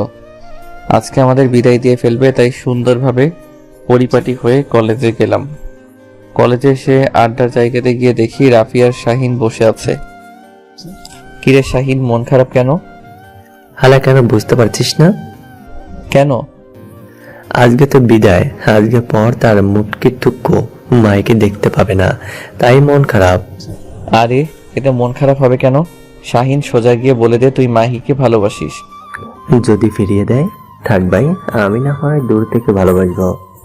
আমি এটা শুনে শাহিনের মাথায় একটা থাপ্পড় দিয়ে, হালা তোর দ্বারা কিছু হবে না, দাঁড়া, যা করার আমি করছি। কিন্তু এই সাহায্য করতে গিয়ে আমি যে বিপদে পড়ে যাব এটা আমি ভাবতে পারিনি। হালা তোর দ্বারা কিছু হবে না, দাঁড়া, যা করার আমি করছি। এটা বলে আমি একটা কাগজে শাহিনের নামে কিছু লিখলাম। তারপরে শাহিনের নাম্বার সহ লিখে কাগজটা আমার পকেটে রেখে মাইকে খুঁজতে লাগলাম। এদিকে মিথিলা ম্যাম আমাকে দূর থেকে খেয়াল করলো আমি কাকে যেন খুঁজতেছি। তারপর মিথিলা ম্যামও আমার পিছু নিল। এদিকে আমি এক পর্যায়ে দেখতে পেলাম কলেজ মাঠের দক্ষিণ দিকে গাছতলায় বসে বন্ধুদের সাথে আড্ডা দিতেছে মাহি। আমি আর দেরি না করে মাহির সামনে গিয়ে দাঁড়ালাম। এইদিকে আমি একটা মেয়ের সামনে দাঁড়াতে ম্যাম রেগে আগুন হয়ে গিয়েছে। ইচ্ছে করছে এক্ষুনি আমারে চিবিয়ে খেয়ে ফেলতে, তবুও মাথা ঠান্ডা রেখে আমার কার্যক্রম দেখতে লাগলো। আমি মাহির সামনে দাঁড়িয়ে বললাম, মোটকি থুকু মাহি, তোমার সাথে কিছু কথা আছে। কি ব্যাপার সূর্য, কোন দিক দিয়ে উঠলো? আহমেদ নাকি আমার সাথে কথা বলবে? আরে তেমন কিছু না, একটা জিনিস দিব। ও তাই, আচ্ছা কি দেবে দাও। তারপর এক পাহাড় পরিমাণ সাহস নিয়ে মাহিকে পকেট থেকে চিঠিটা বের করে বললাম, এই নাও, এটা তোমাকে একজনে দিতে বলছে। কি? আমাকে আবার কে চিঠি দেবে? আছে আছে, অনেক মানুষ আছে তোমাকে চিঠি দেওয়ার মতো। এই তুমি দাওনি তো আবার? আরে না, আমি কেন তোমাকে চিঠি দিতে যাব, আমি যাওয়ার পরে খুলিও, কেমন? ওকে। এদিকে আমি একটা মেয়েকে চিঠি দিয়েছি, সেটা ম্যাম কিছুতে মানতে পারছে না। ওর এত বড় সাহস আমার সামনে একটা মেয়েকে চিঠি দেওয়া? আজ তোর একদিন কি আমার যতদিন লাগে, হয়তো হারামি হাইতাছে তারা। তোরে আজকে বুঝাচ্ছি এই মিথিলা কি জিনিস। তারপর আমি মাহিকে আল্লাহ হাফেজ বলে সেইখান থেকে বিদায় নিয়ে খুশি মনে চলে আসতে লাগলাম বন্ধুদের কাছে।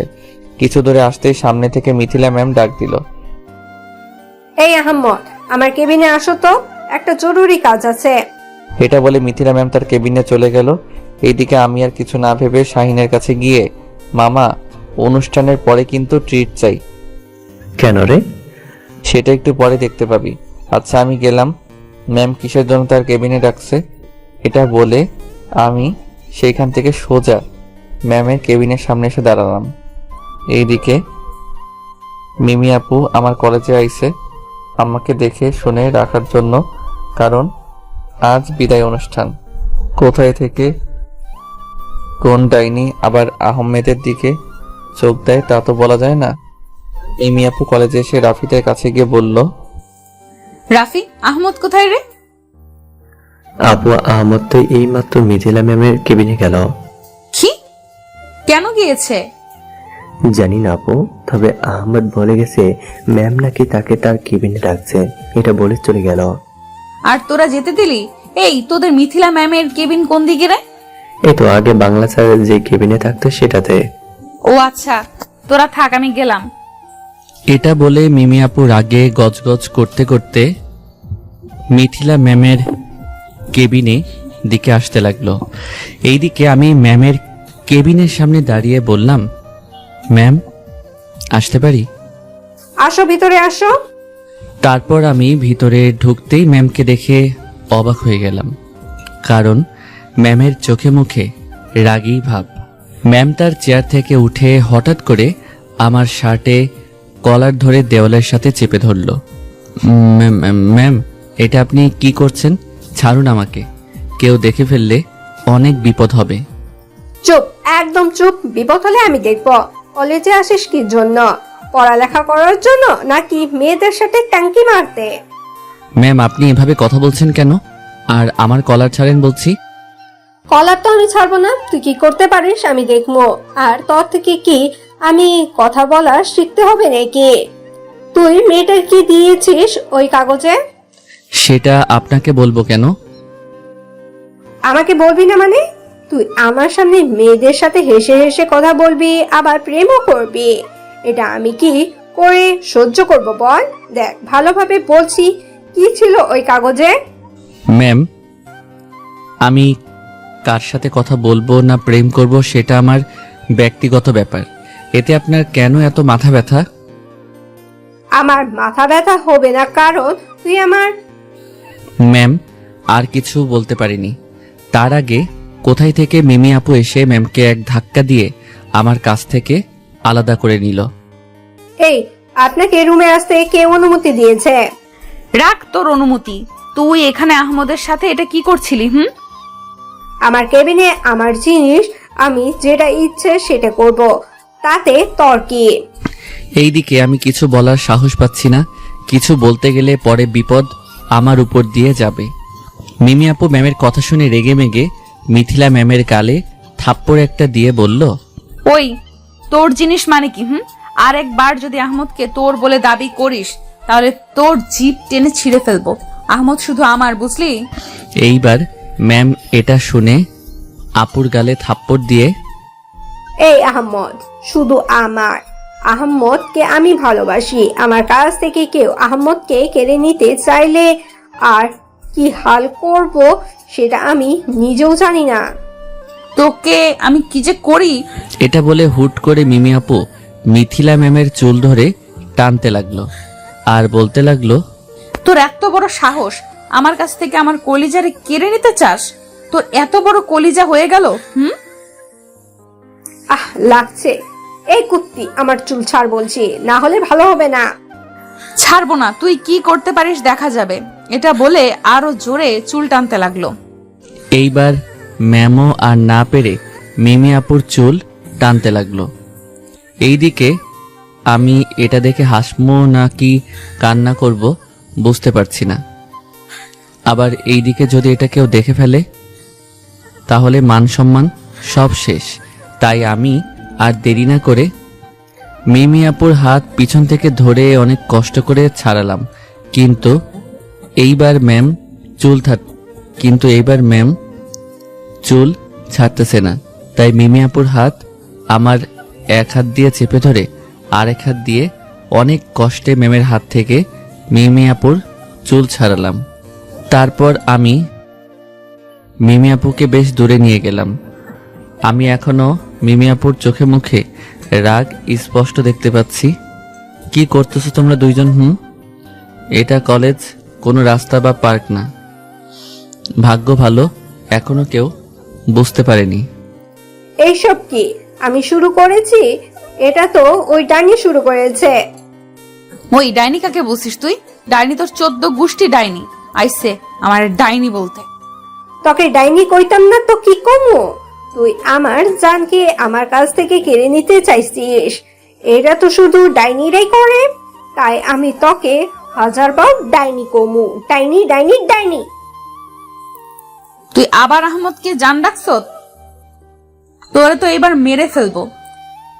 আমি আহমদকে 1000বার জান ডাকমু। আয়, তুই আমারে কি করতে পারিস কে দেখা। দেখাচ্ছি। এটা বলে মিমি আপুর চোখ দরজার পাশে ঝাড়ুর দিকে গেল। আমার আর বুঝতে বাকি নাই এই সেমরি কি করতে চাইতেছে। তাই আমি 1 মিনিট দেরি না করে মিমি আপুকে ধরে বাহিরে নিয়ে আসতে লাগলাম। ওই কুত্তা, ছাড় আমায়। কোথায় নিয়ে যাচ্ছিস? তুই ছাড়া আমাকে তুই ছাড় আমায়। হেতির কত বড় সাহস আমার কলিজারে জান ডাকে। ওই কোথায় যাচ্ছিস? আয়, কি যেন করবি বলছিলি না? দেখ আহমদ, আমারে ছাড় বলছি। এতিরে আজ আমি খাইয়া দিমু পুরা। আয়, খাইয়া দিতে আয় কুত্তি। তোর কত বড় কলেজা আমিও দেখি। আমি তো এদের কথা শুনে অজ্ঞান হওয়ার অবস্থা। এগুলো বলে কি পুরো ছেলেদের মতো কথা বলছে।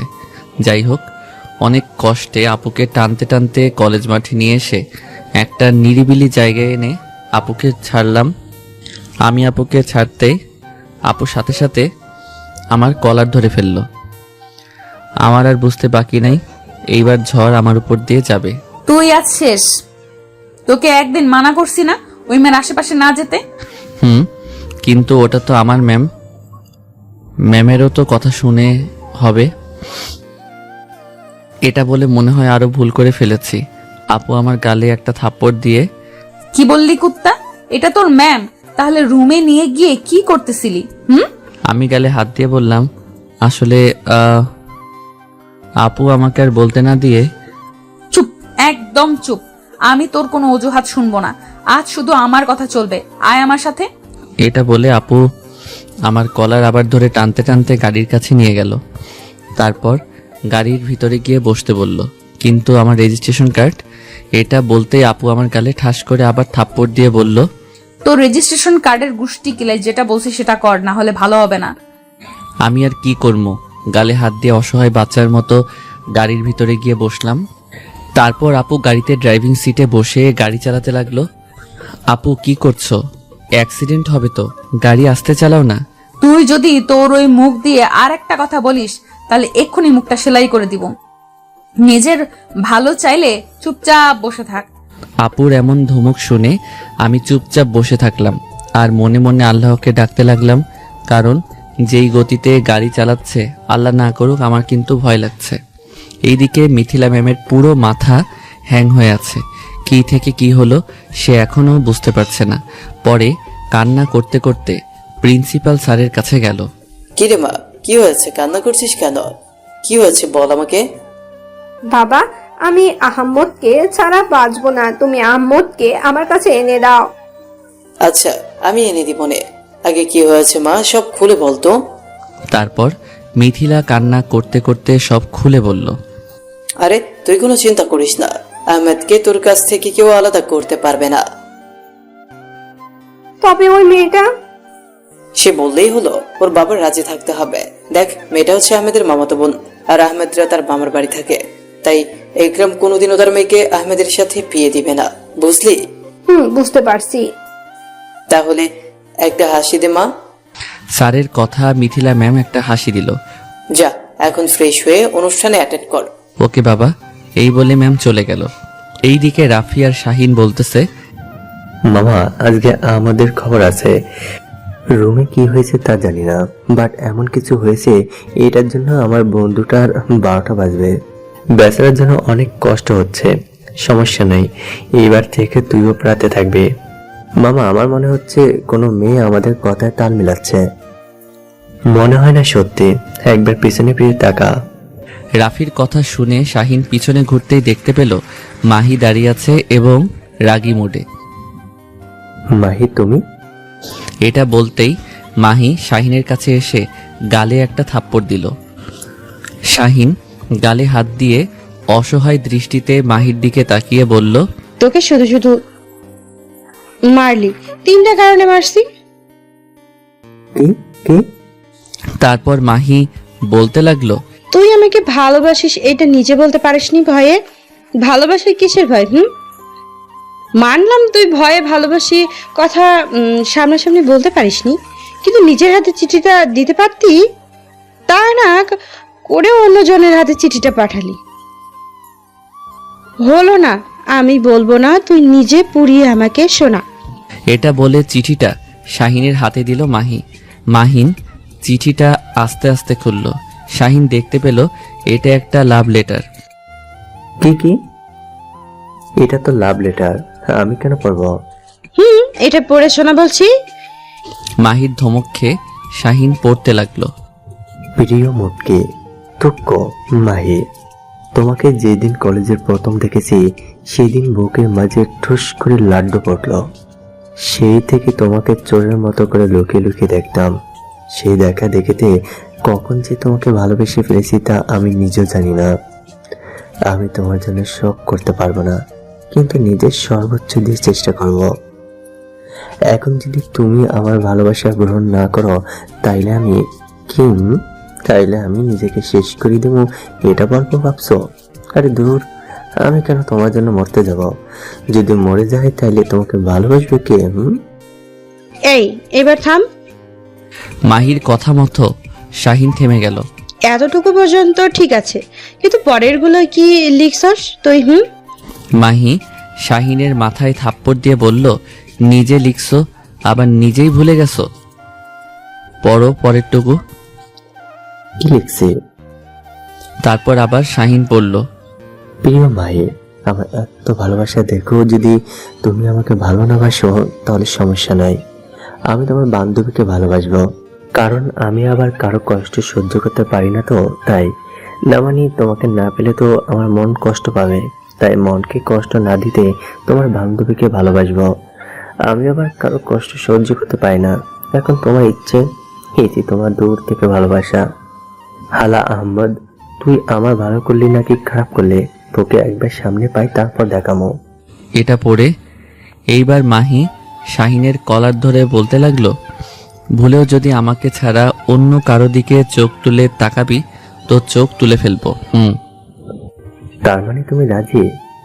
তো রাজি হব না? তোমাকে তো আমারও ভালো লাগতো, অপেক্ষা করতাম কখন তুমি বলবে, কিন্তু আজ কলেজে লাইফের শেষের পথে এসে বললে।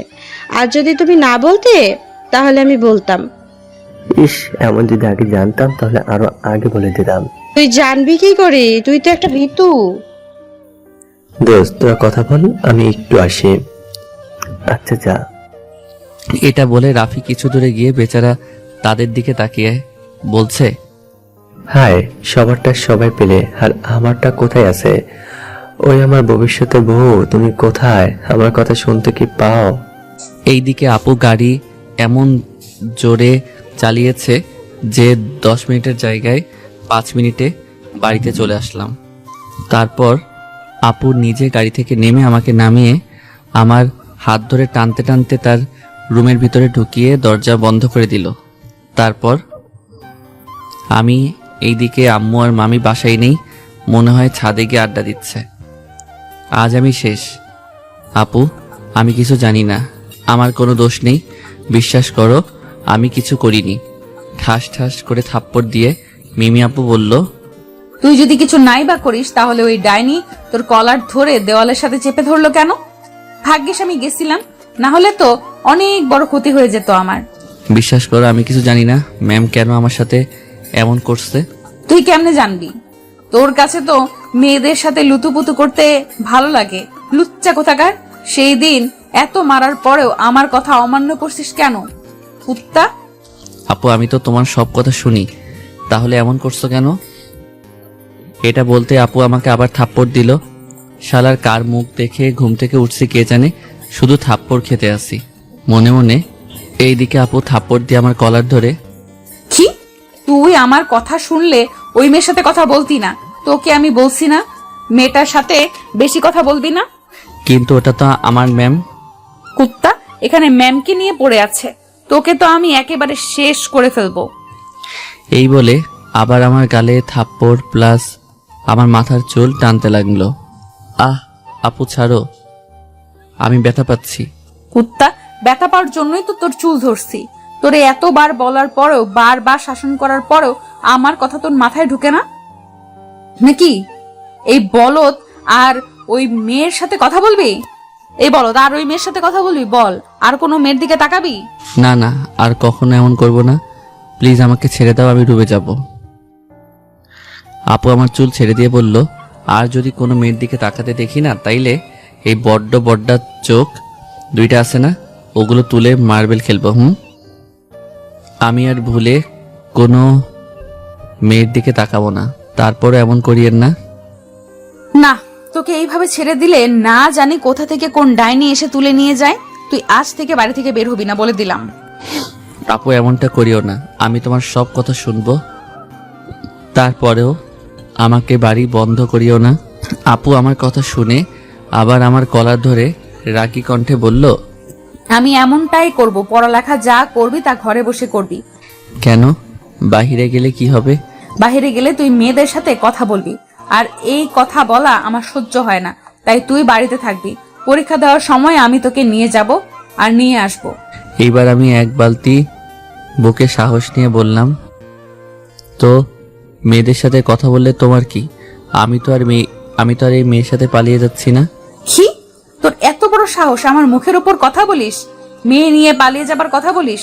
তোকে তো আমি এটা বলে আপু আমার গালে লাগাতার থাপ্পড় দিতে লাগলো আর বলতেছে, তুই শুধু আমার, তোকে আমার থেকে কেউ আলাদা করতে পারবে না। আমি তোকে ভালোবাসি, আর যদি এমন কথা বলিস বা বলার চেষ্টা করিস তাহলে তোর সেই দিন শেষ দিন হবে। এইবার নিজেকে আমি আর কন্ট্রোল করতে পারলাম না। মাথা গরম করে আপুকে ধাক্কা দিয়ে আমার কাছ থেকে দূরে সরিয়ে দিলাম। আপু আমার কাজ দেখে আরো রেগে গেল। তুই আমাকে ধাক্কা দিলি কোন সাহসে কুত্তা? থামো, অনেক হয়েছে তোমার অত্যাচার। কি ভেবেছো তুমি আমার বড়, তাই সম্মান করি এই বলে যা ইচ্ছে তাই করবে? করব, কারণ আমি তোকে নিজের চাইতেও বেশি ভালোবাসি। রাখো তোমার ভালোবাসা। এটাকে ভালোবাসা বলে? আমার পুরো স্বাধীনতা খেয়ে দিয়ে বলে আমি তোমাকে ভালোবাসি।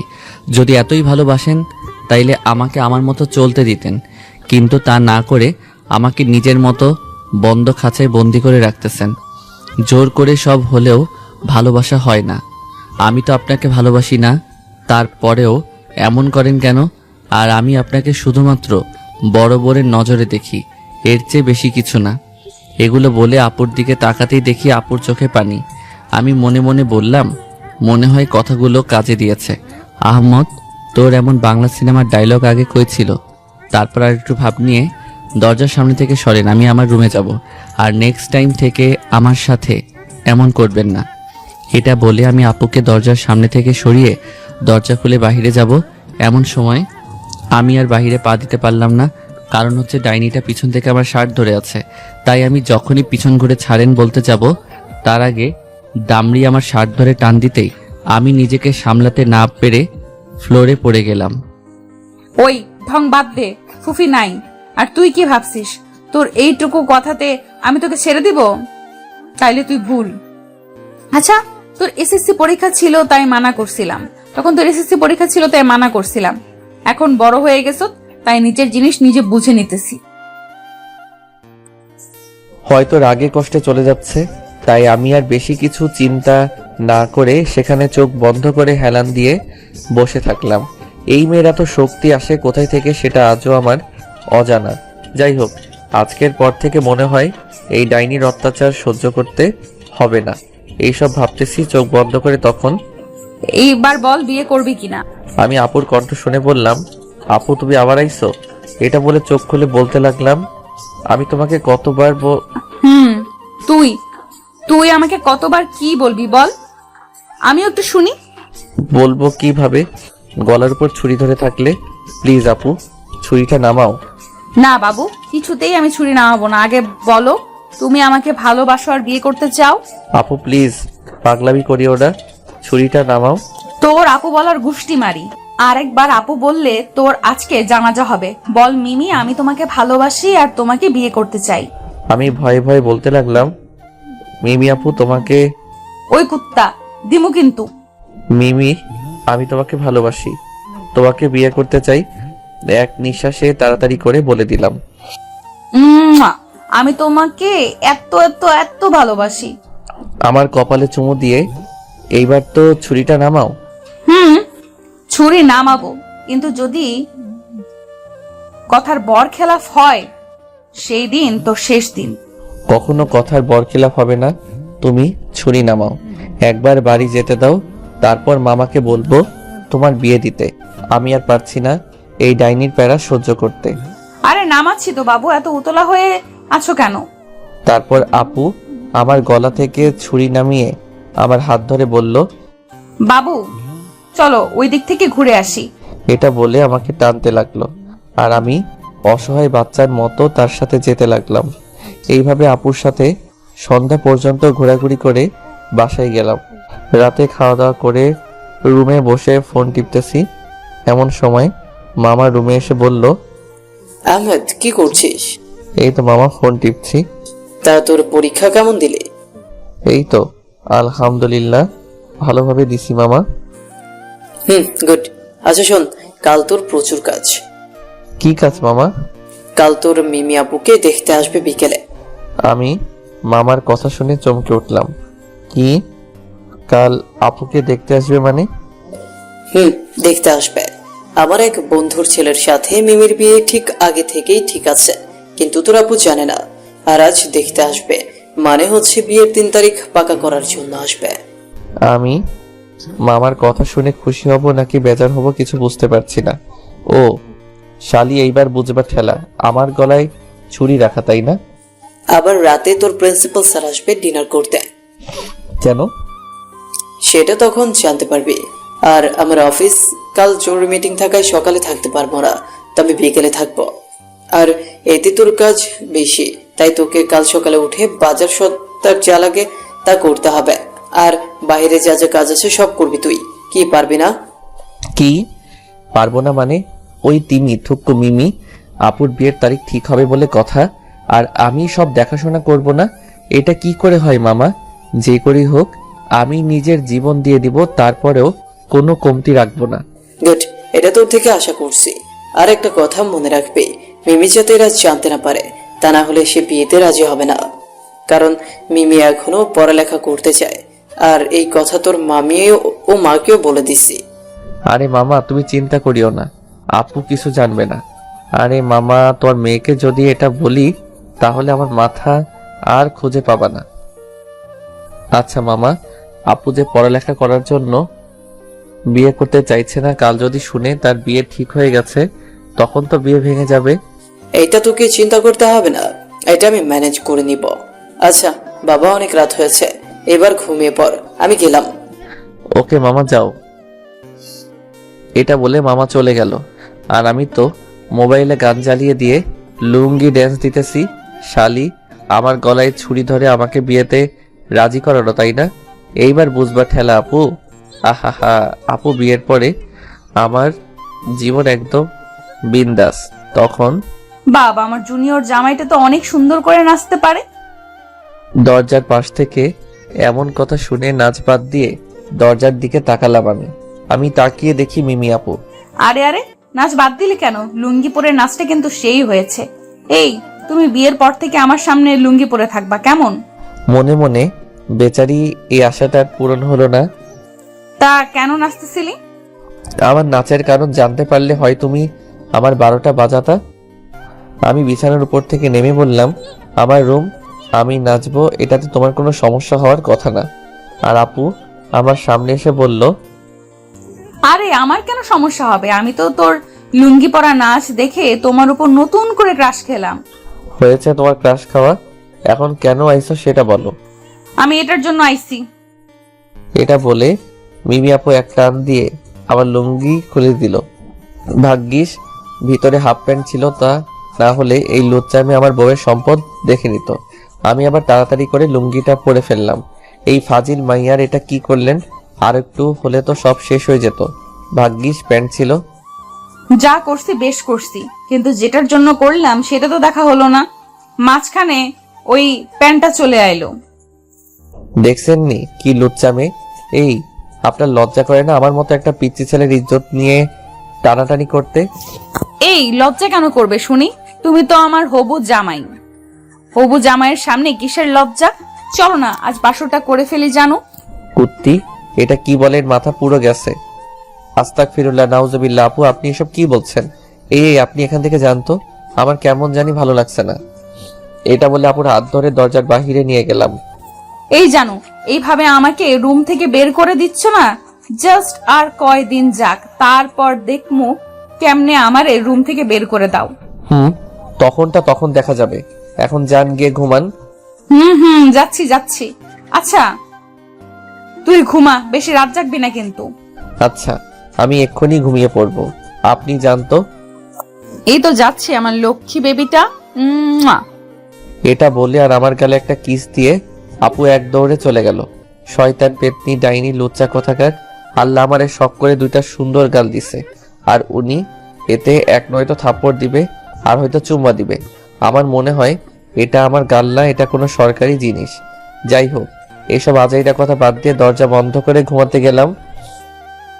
কাল সকাল থেকে প্রচুর কাজ আছে, তাই আমিও আর কিছু না ভেবে ঘুমিয়ে পড়লাম। কাল এইদিকে মিথিলা ম্যামের চোখে ঘুম নেই।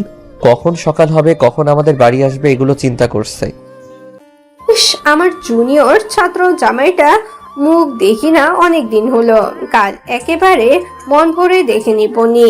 আমার জান, আমি কাল আসতেছি।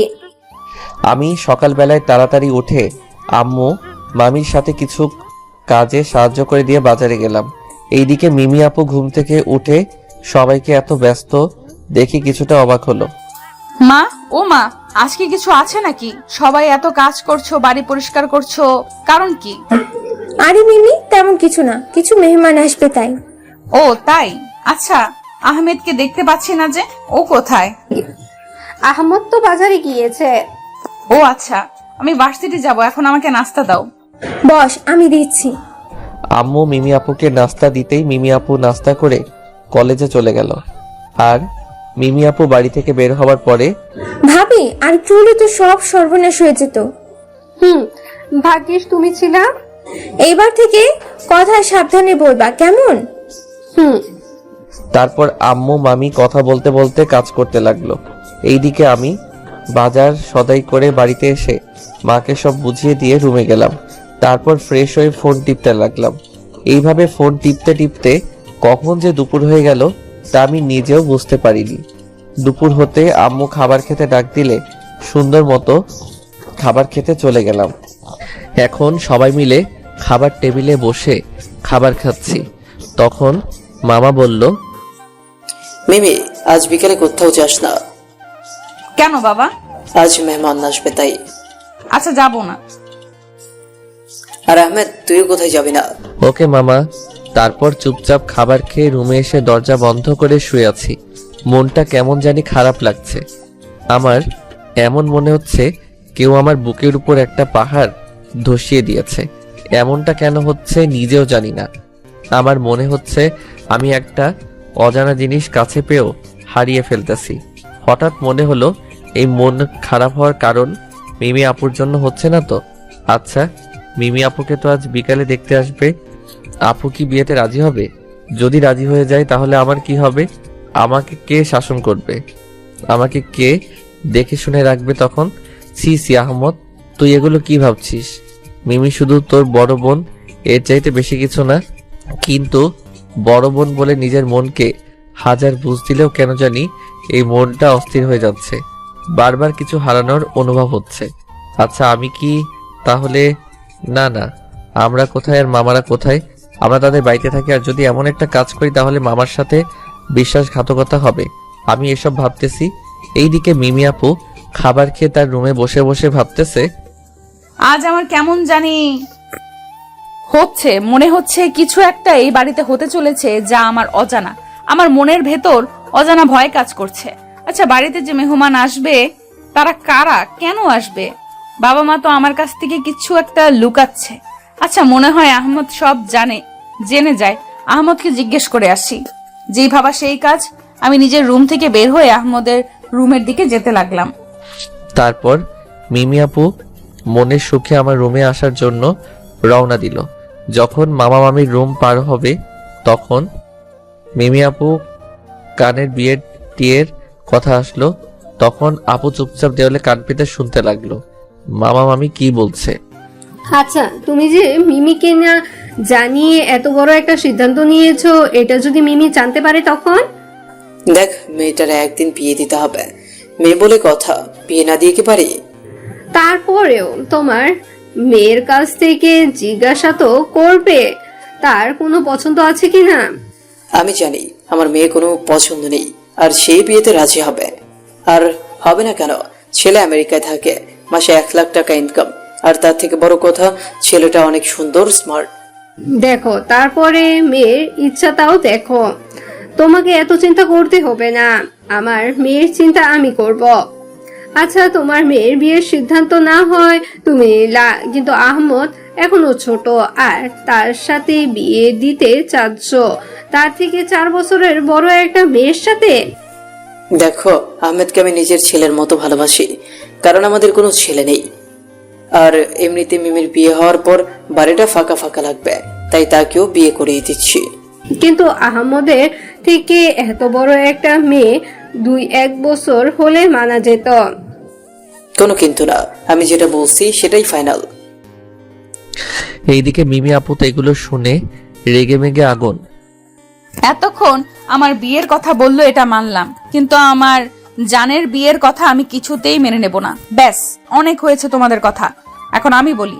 মিমি আপু দরজার পাশ থেকে কথাটা বলে মামা মামির সামনে গেল। মিমি, তুই এখানে? আমি এখানে, আর এখানে না আসলে জানতামই না আমাকে না জানিয়ে আমার বিয়ে ঠিক করে ফেলছো। বাবা, যার বিয়ে তার খবর নাই, পাড়াপড়শির ঘুম নাই। মিমি, আমরা তোর বাবা মা, কোনো পাড়া প্রতিবেশী না। সেটা যাই হোক, আমি তোমার পছন্দের ছেলেকে বিয়ে করছি না। আর একটা কথা, আমার 2 দিন পর পরীক্ষা শুরু হবে, তাই তোমাদের পরীক্ষার পর বলে মনে করছিলাম, কিন্তু কথাটা আজকে বলে দিতে হলো। কি কথা বলতো শুনি। আমি আহমদকে ভালোবাসি, আর বিয়ে করলে তাকেই করব। কি, তুই আহমেদকে ভালোবাসিস? দেখ, আহমদ তোর ছোট ভাইয়ের মতো, এটা কখনো হয় না। আমার ছোট ভাইয়ের মতো, মায়ের পেটের ভাই তো আর না, বুঝতে পারলে? আমি বিয়ে করলে শুধুমাত্র আহমদকেই করব, আর আহমদ যদি আমার না হয় তাহলে আর কারোর হতে দেব না। এটা কখনো সম্ভব না, কারণ আহমেদের বিয়ে ঠিক হয়ে আছে, আজকে তারা 3 তারিখ ঠিক করতে আসবে। সেটা আমি করতে পারবো না, তার চেয়ে বরং আজ তোকেও দেখতে আসবে, তার জন্যই প্রস্তুতি নে। সেটা হয়তো তোমার জন্য সম্ভব না, আর আমার এটা দেখার বিষয় মনে করি না কে আসলো কে গেল। আমি জানি এখন তুমি এই বিয়ে ক্যান্সেল করে আমাদেরটা ঠিক করো। না, আমি পারবো না এই কাজ করতে। তার থেকে বড় কথা, আহমেদ তোকে বড় বোনের নজরে দেখে। তাহলে তুমি পারবে না? না, এটা হয় না। ছোট থেকে এই বাড়িতে বড় হয়েছে আহমেদ, আর এখন যদি এই বাড়ির মেয়ের সাথে বিয়ে দিই, তাহলে একবার ভাব লোকে কি বলবে।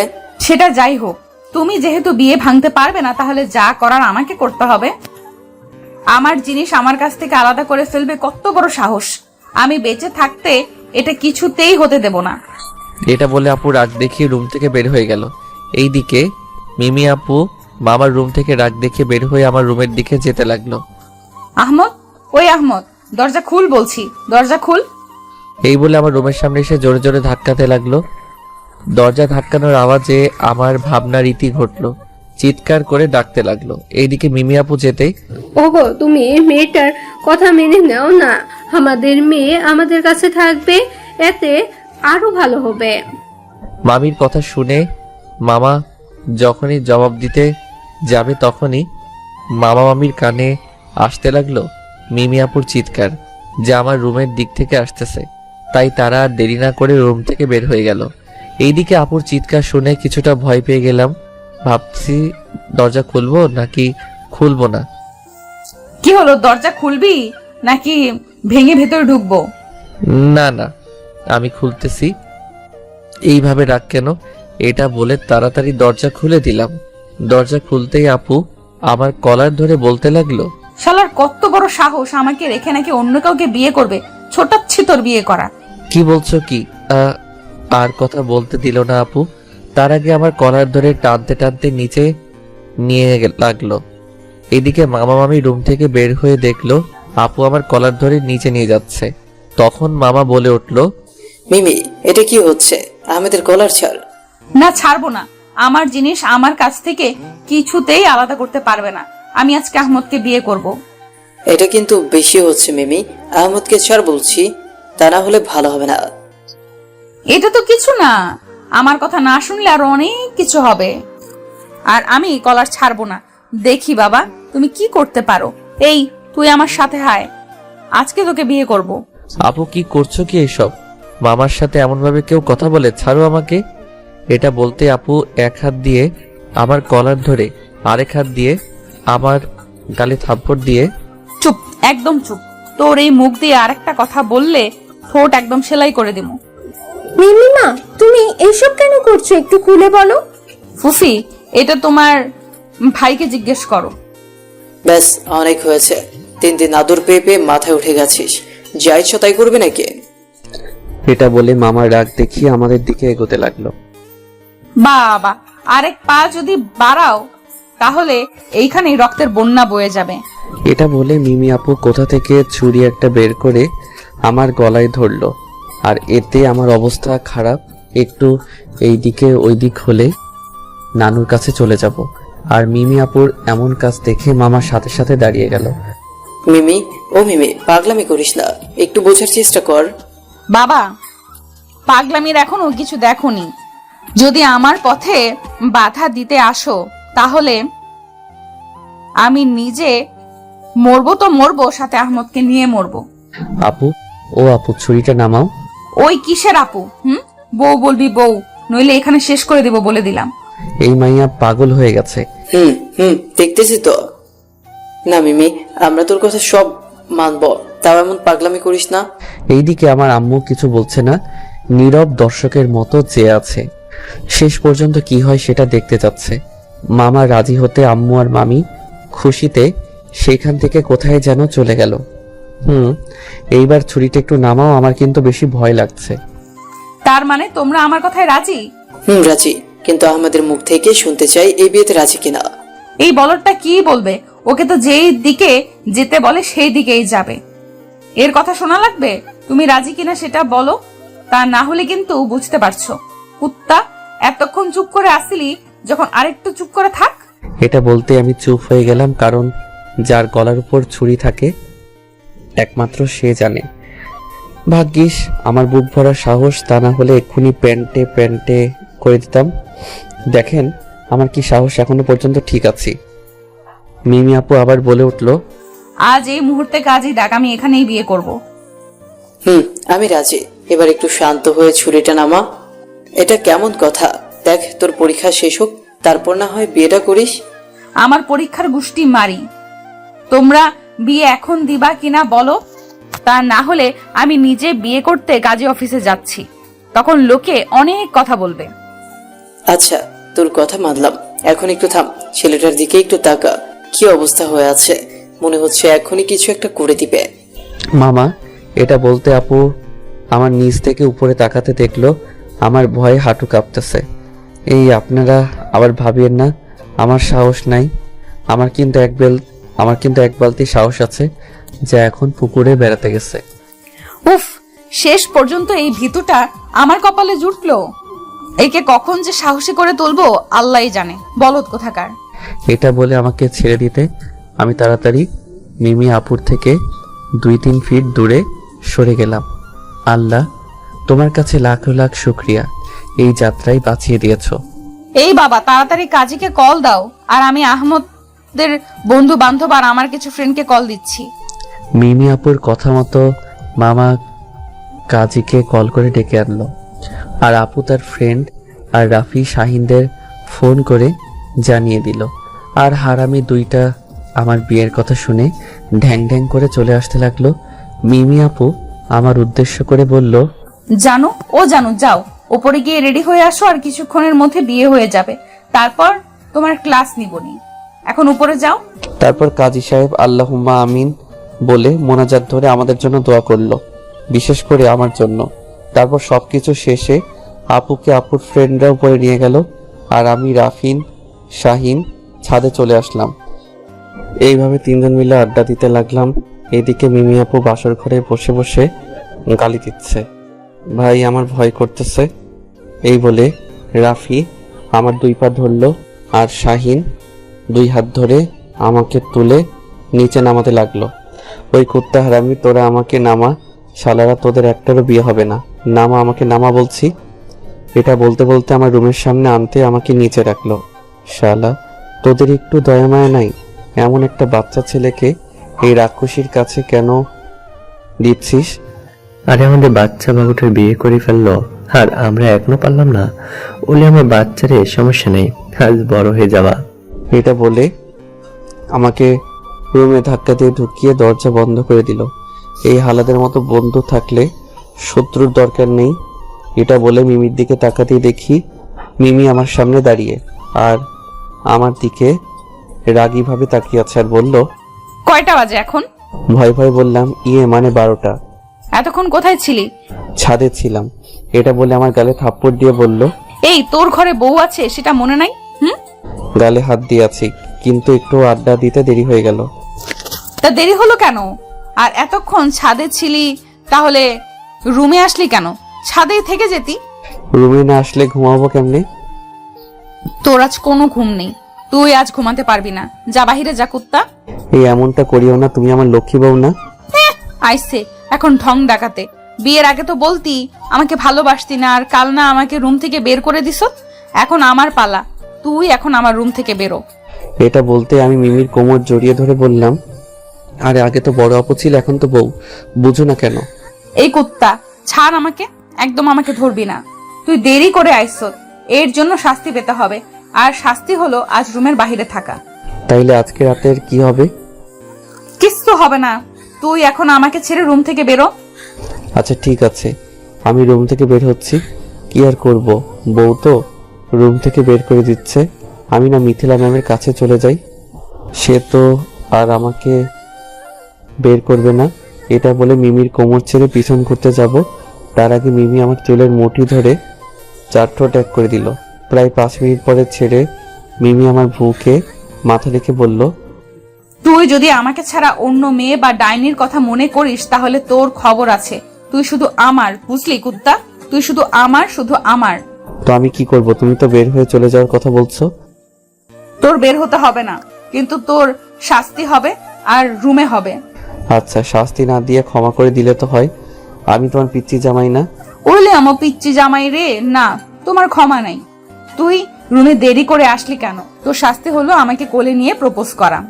কি এটা শাস্তি? আরে আগে বলবা না? এটা বলে মিমিকে কোলে তুলে নিলাম।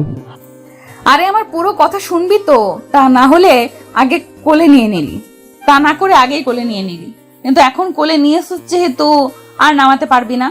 তাহলে আমি কি করতে পারি সেটা তুই জানিস? কি এমন পুরো কথা শুনি? আমার পুরো কথা হচ্ছে তুই আমাকে কোলে নিয়ে প্রপোজ করবি, কিন্তু আমি একসেপ্ট করব 20 মিনিট পর, আর এই 20 মিনিট আমাকে কোলে নিয়ে দাঁড়িয়ে থাকতে হবে। কি আমি এই ভুলেও নামানোর কথা ভাববি না, তাহলে তুই জানিস কি করতে পারি। নে শুরু কর, প্রপোজ কর। হে আল্লাহ, মোরে শক্তি দাও। এই আটার বস্তাকে 20 মিনিট কোলে নিয়ে দাঁড়িয়ে থাকার সামর্থ্য আমাকে দাও। কি হলো, প্রপোজ কর। করছি।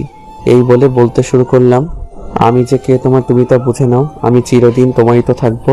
তুমি আমার, আমি তোমার। এ মনে কি আছে পারো যদি খুঁজে নাও। আমি তোমাকে বুকে ধরে রাখবো। তুমি আমার, আমি তোমার। তুমি আমার রঙিন স্বপ্ন, শিল্পী রঙের ছবি। তুমি আমার চাঁদের আলো, সকালবেলার রবি।